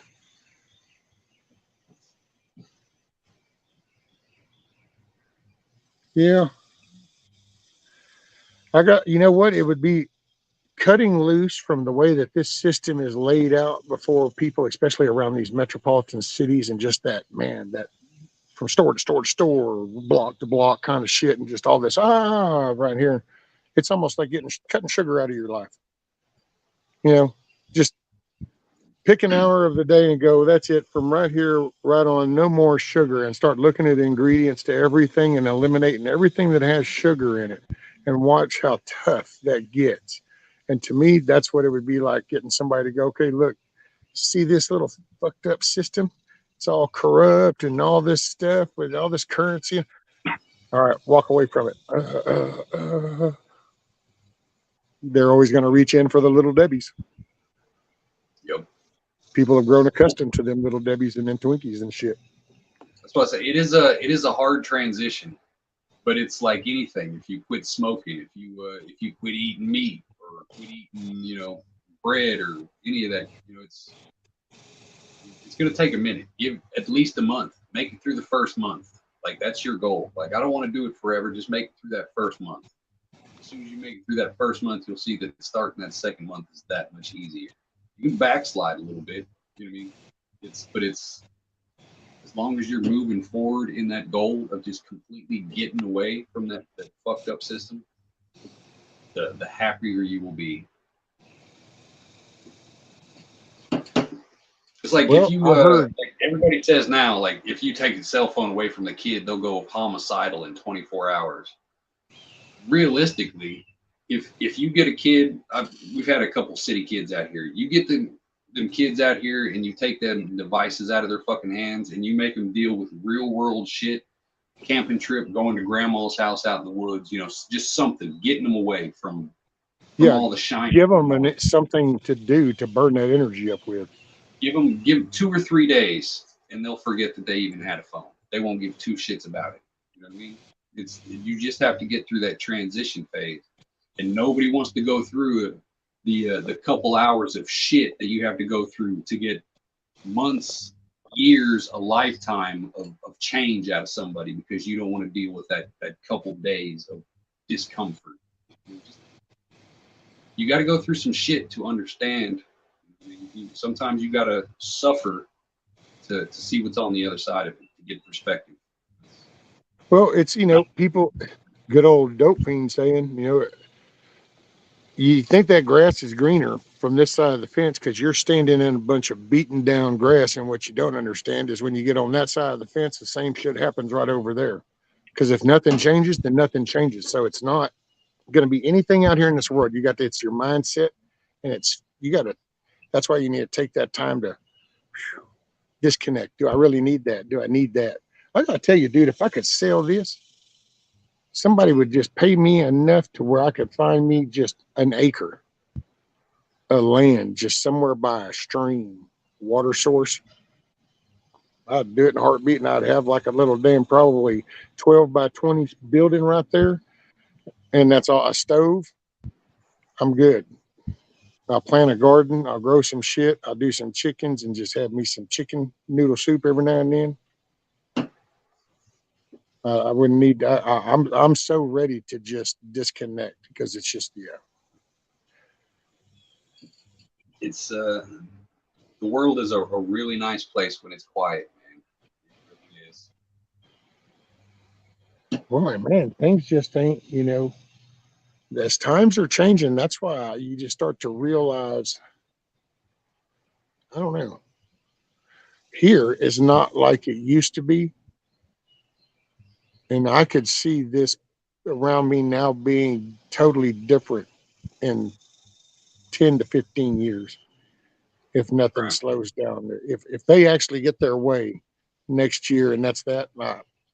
So, man, dude, I could do the mountains.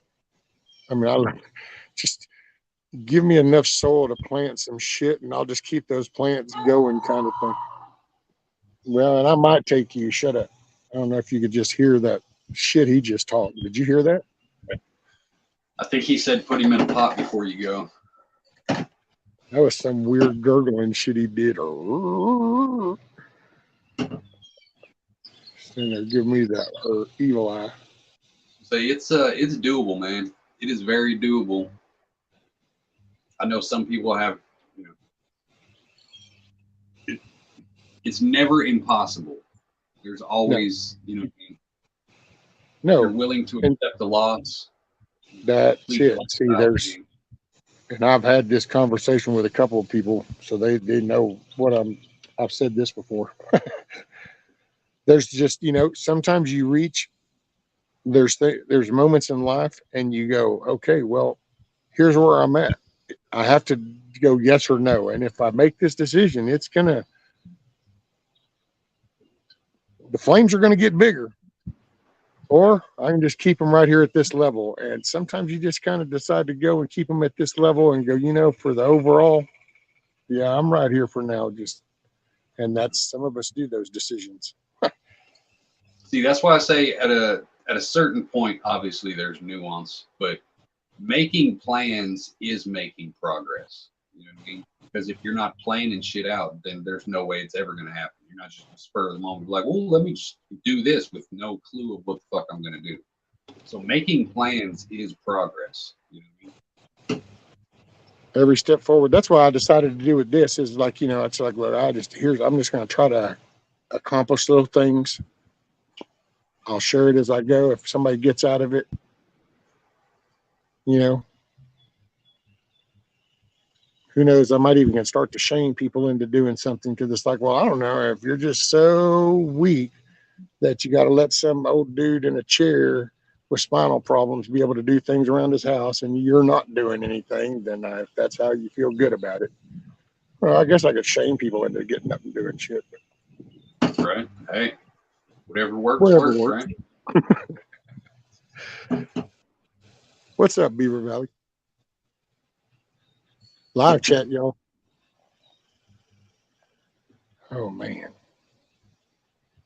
Shit, Yeah. I'm going to go ahead and jump off here so I can get some shit done before it gets 10,000 degrees outside. I will be lurking, though. Appreciate you, brother. Right on, bro. You got it, man. Be safe. Have a good day. I'll holler at you. Make it a good day. Burn a bowl for me. Yankee says, I have a plan. I'm just stuck with the speed of the government. Oh, yeah.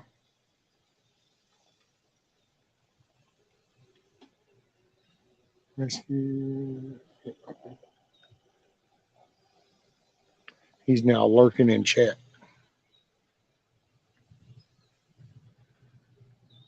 That's pretty cool. Yeah. Yeah, people just need to remember you're capable of doing anything you put your mind to.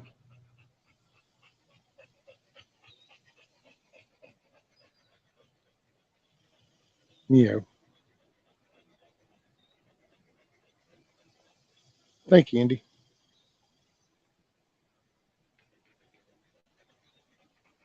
I'll have to go watch the replay and stuff of the chat, and then that way I can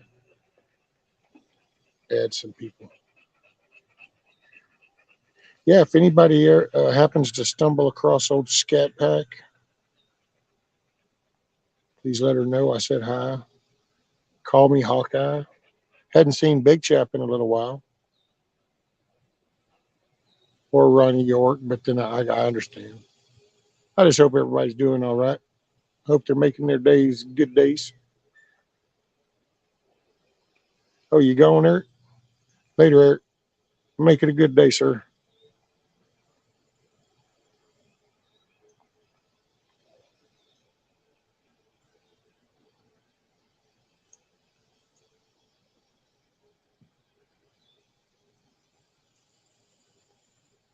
I'm kind of stuck here doing making enough green to go anywhere yet. Oh yeah, cool.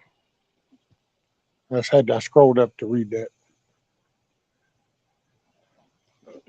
Carl says, Amy, I could just drive around the country visiting all here. I already have about 50 invites. Oh shoot, yeah, Carl. Man, you can always come on down here to Texas, bud. Yeah, you can park that bad boy right up here. Set your deal up. Hell yeah. Sounds like a dump truck.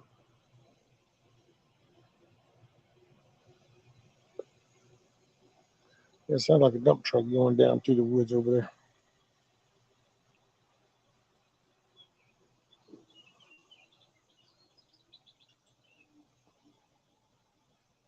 Almost somebody might be digging out.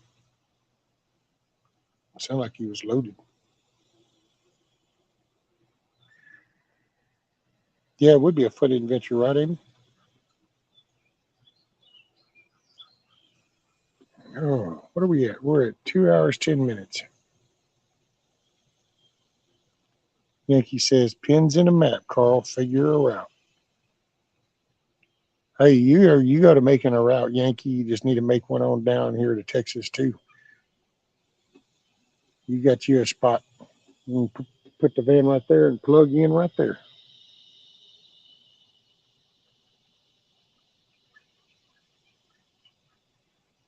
Eddie Smith, Dad would drill that in our heads. Yep.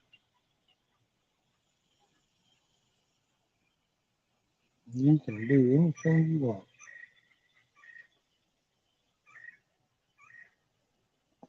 You are your own worst critic, and you're the one that holds you back. It's just a fact.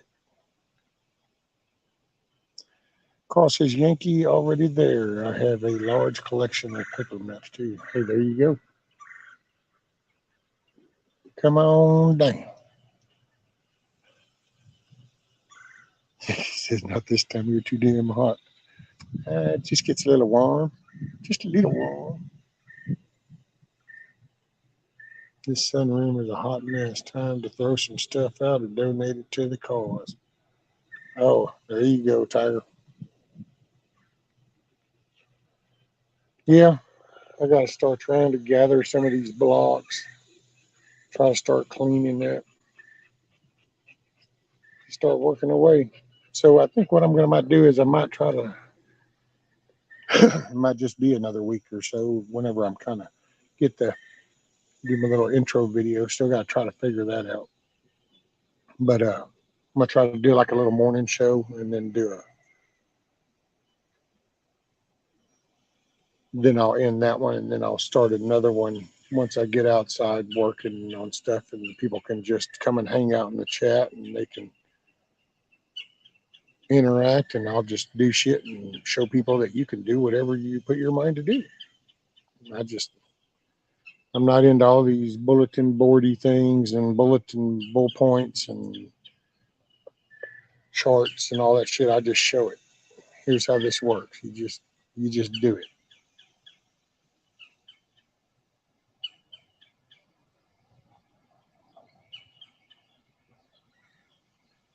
It's doing all right, Tiger. I was actually been thinking about putting it inside with a grow light just to kind of give it a booster to want to kind of bounce back.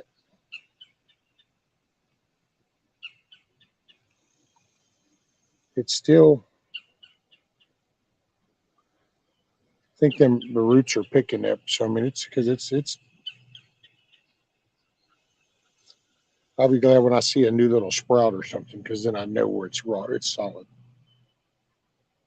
but it's looking good as far as the color and stuff. I don't put it in direct sunlight. I got it on the front porch part, and it's in the shade kind of. First part of the morning, it gets a little shot of daylight as it's coming over the trees, and then it comes up, and then it's now in the shade. So hopefully that's good.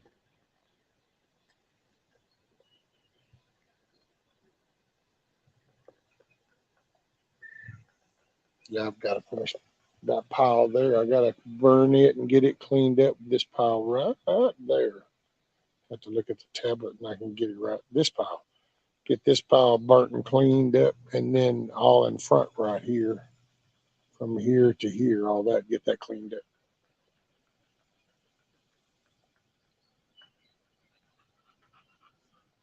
Oh yeah, well it sounds like maybe. Do you water it a lot?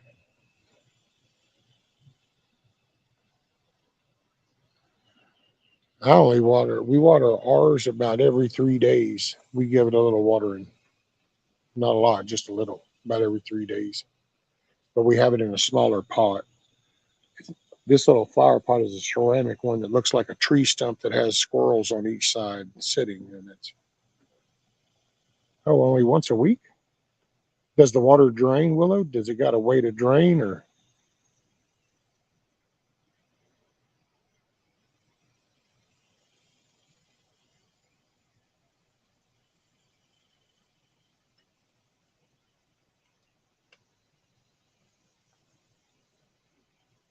Well, I don't water ours. I just do it right there around the base, and I do just, I guess you could almost say equivalent of like a half a cup maybe a cup of water about every 3 days. And just pour it around the base right there.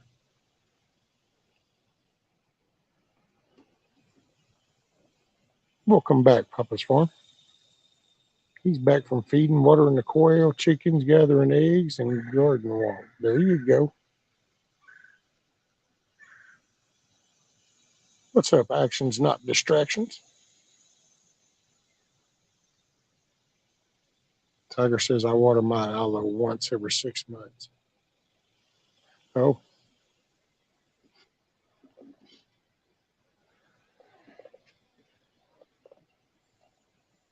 Well, that one there, I do, like I said, I do about half to a cup of water. We just pour it around the base about every 3 days, 3 to 4 days.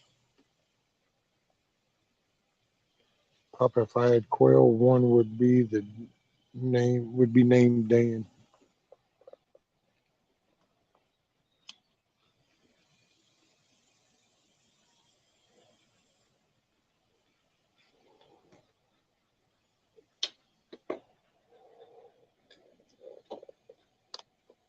I guess I could go check on some eggs real quick.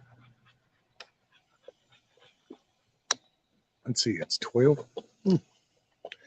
I get lucky and have all three. I don't know.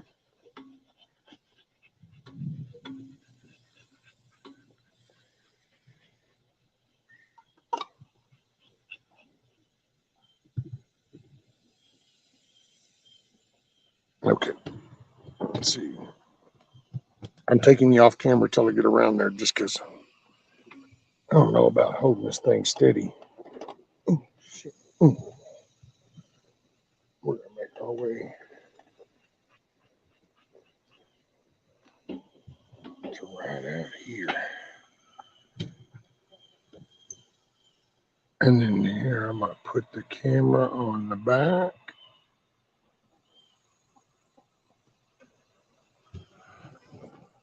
Oh, now let me get ready here and do the cam. There we go. So see, I cleaned out all the bottom.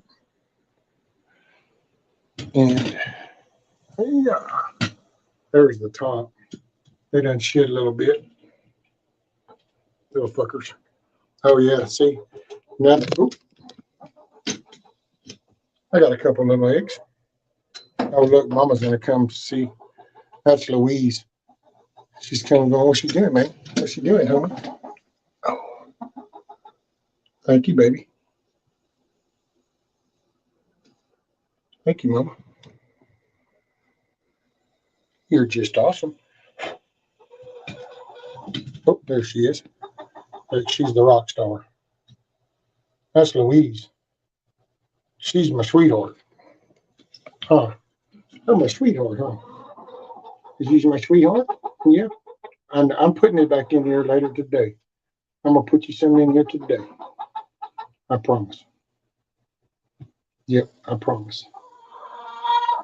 Oh, boy, come on. You can get over there. I'll get out your way.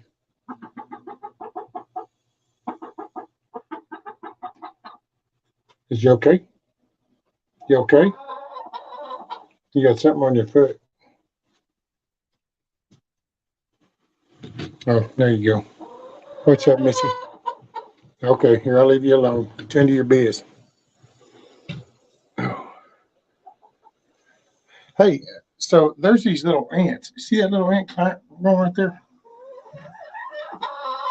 There's one right there. You can see them. These little ants. How can I get rid of them damn things?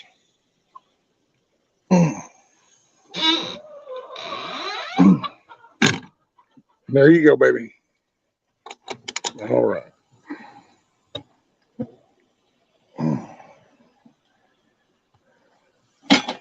Okay. Hoorah. Okay, let me go here and here and here and here and there. Okay, now. Watch out, Rudy. I'm backing it.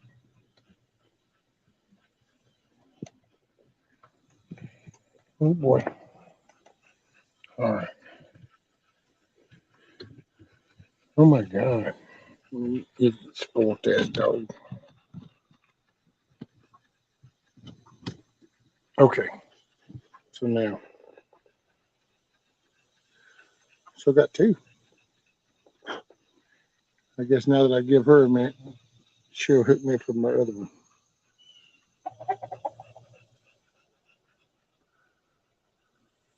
Let's see, everything around. We just pulled the spurs off our rooster Saturday. Oh, damn. Did you record it, Hillbilly?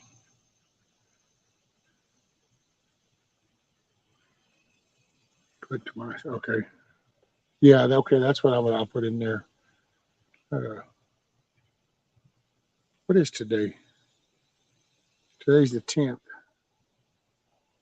So I think I got not this Wednesday, next Wednesday, I think.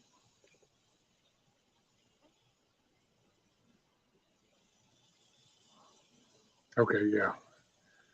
I'll get some of that. I've been meaning to. I forgot last month.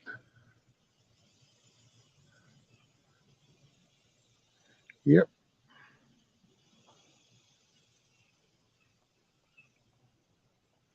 It's the American dream.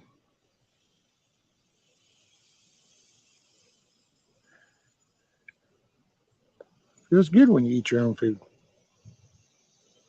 Y'all know what I'm talking about. It's like every time we eat eggs, it just feels a little bit better.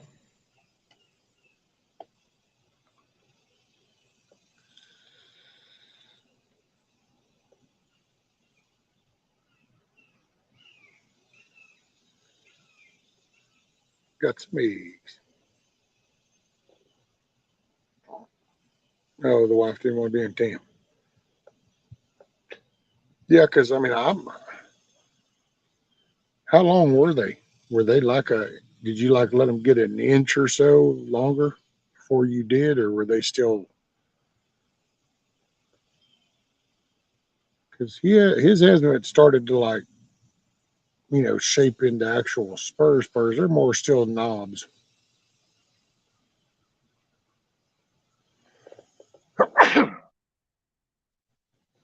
Excuse me. There you go. Cool grass. Feel better?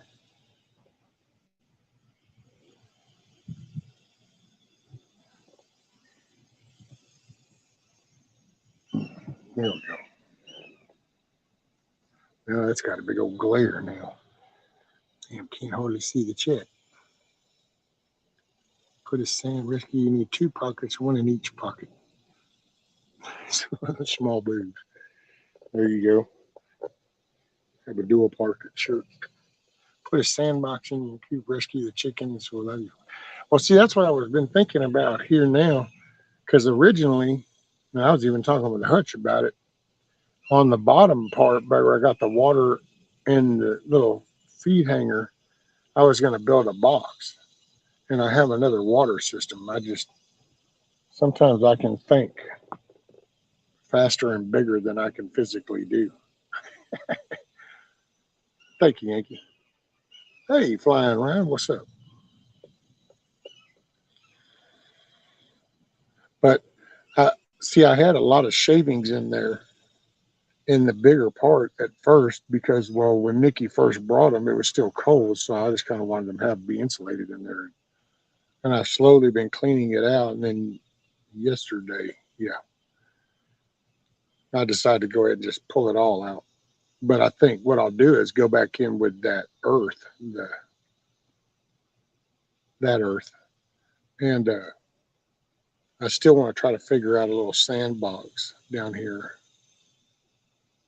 Or I might even could do like a little sandbox right inside the front corner here so that I could reach it from the door to clean it out if needed, and then put that earth on the open floor part and up there on their little poop deck, which on the poop deck, I usually throw some shavings up there to help absorb their little crap, and it helps me scrape it out because I got this little scraper for up there. Comes right over into a 5-gallon bucket.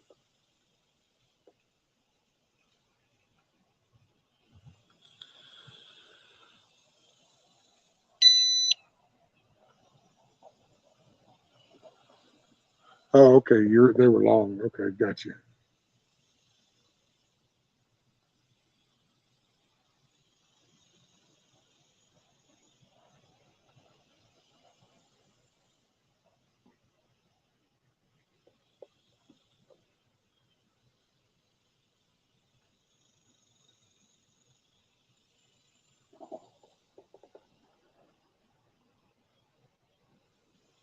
Male lady.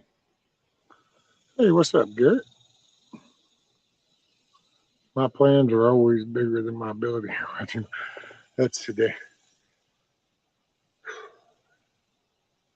Yeah, and things are taking a little. I got to just approach things a little different. It's like I was able to mow, and then the other day I did some weed eating. I still need to do some more weed eating, but I could. That's real limited. That just yeah.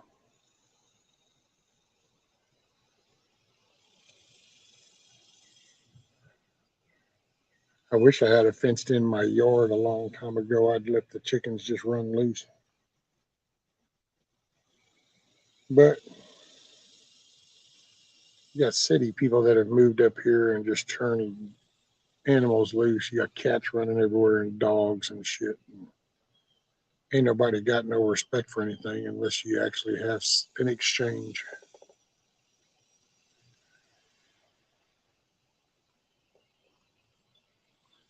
I get spider tagged and in 2 days in a row running late today. Oh, you got spider tagged and you slept in 2 days in a row? No.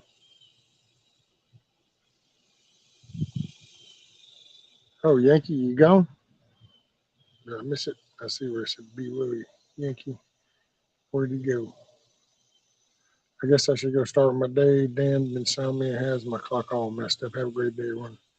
All right, Yankee, keep your head on a swivel, sir, and make it a good day.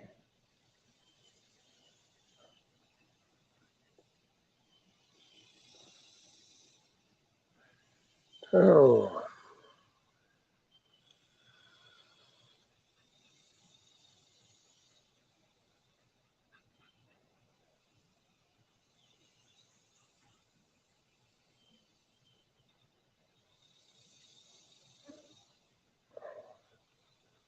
Timo, how's your hands doing?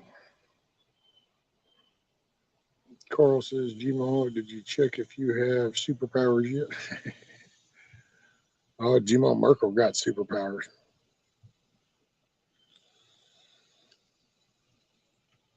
She's an axe wielding.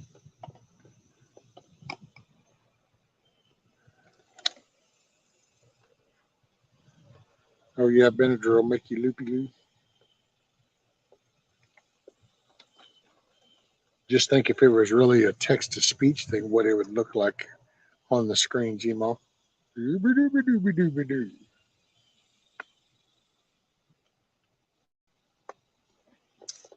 Be like a Peanuts teacher. Wah wah wah wah wah wah wah wah wah.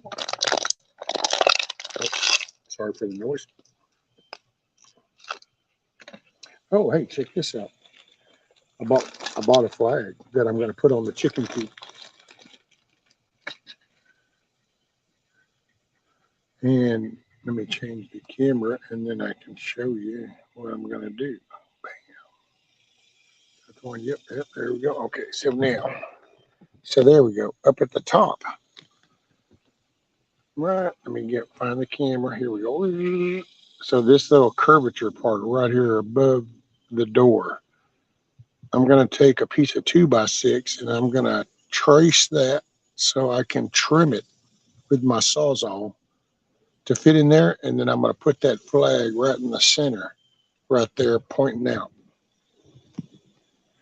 And then I'm going to put a light on it somehow so that I can leave it hanging out there 24/7. Yep. Oh, you can see here's part of my project. See, like if you look under my house right here, this is all a cluster. This is all a disaster, these blocks. And normally it would just be like, oh, I need to grab that shit and stack them things. Well, okay, all that's a project because I can go in, grab a couple, and so it's a little different. So I just got to work it. Flip it in reverse. It. Papa Farm, everybody have a great day. Work awaits. Rescue, be emailing you saying, right on, brother. Make it a great day. Hey, everybody. You know, I think with that, you need to remember that you are able to do whatever you put your mind to. You just have to weigh your cost and rewards. What are you shooting for? What do you need to give up or stay away from in order to get to? But every day you get to decide how you want to address the day from the time you open your eyes and take that first breath, how the rest of that day goes, how you feel about it. It's all up to you.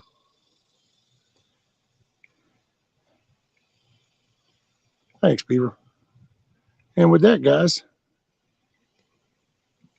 make your day a good day. I appreciate you being here.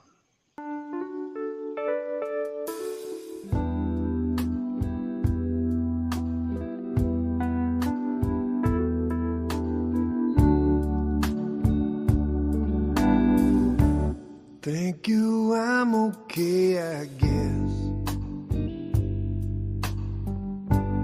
I just need a little rest. I'll catch up on my sleep tonight.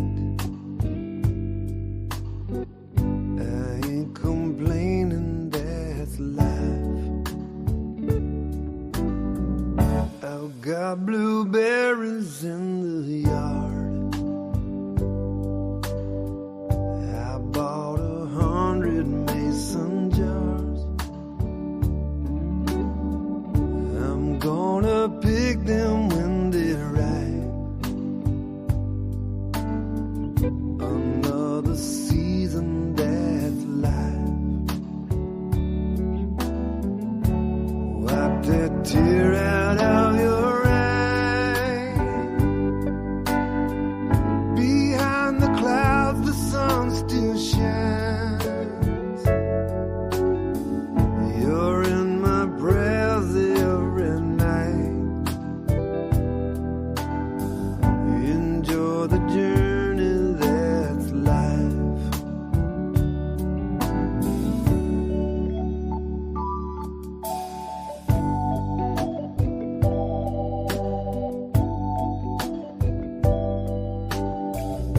Yeah, I appreciate y'all. I enjoy spending time with y'all. Stick around. It's just going to get better. We're going to make every day good. We'll do it together. There's a touch of fall in the wind. Can't wait till you come back again. You're the brightest star in my sky. Wish you could stay, that's life. I know it's time for you to go. Here's a sandwich for the road. It's always hard to say goodbye. Ain't that the truth? That's life. Wipe that tear out of your eye. Behind the clouds, the sun still shines. You're in my prayers every night. Enjoy the journey, that's life.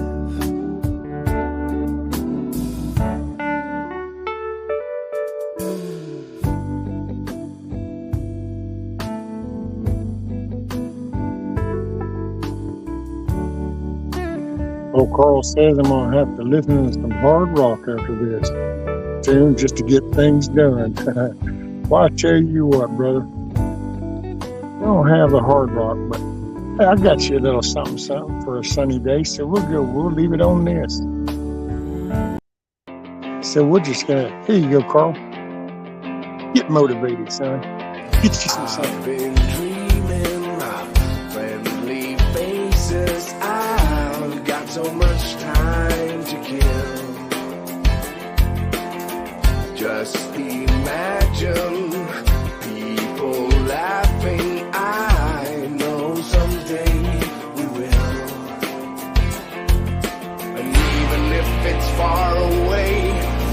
another day. Cover me in sunshine, shower me with good times. Tell me that the world's been spinning since the beginning, when everything will be alright. Cover me in sunshine. From the Shit. My bad.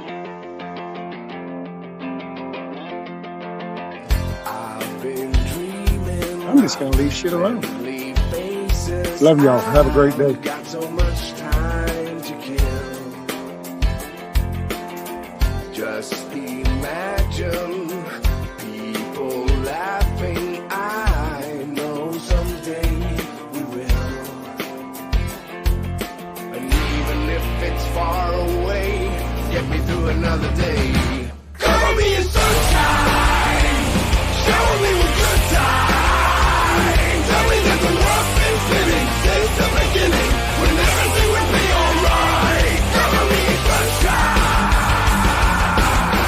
From a distance, all these mountains are just some tiny hills. Wildflowers, they keep living while they keep standing still.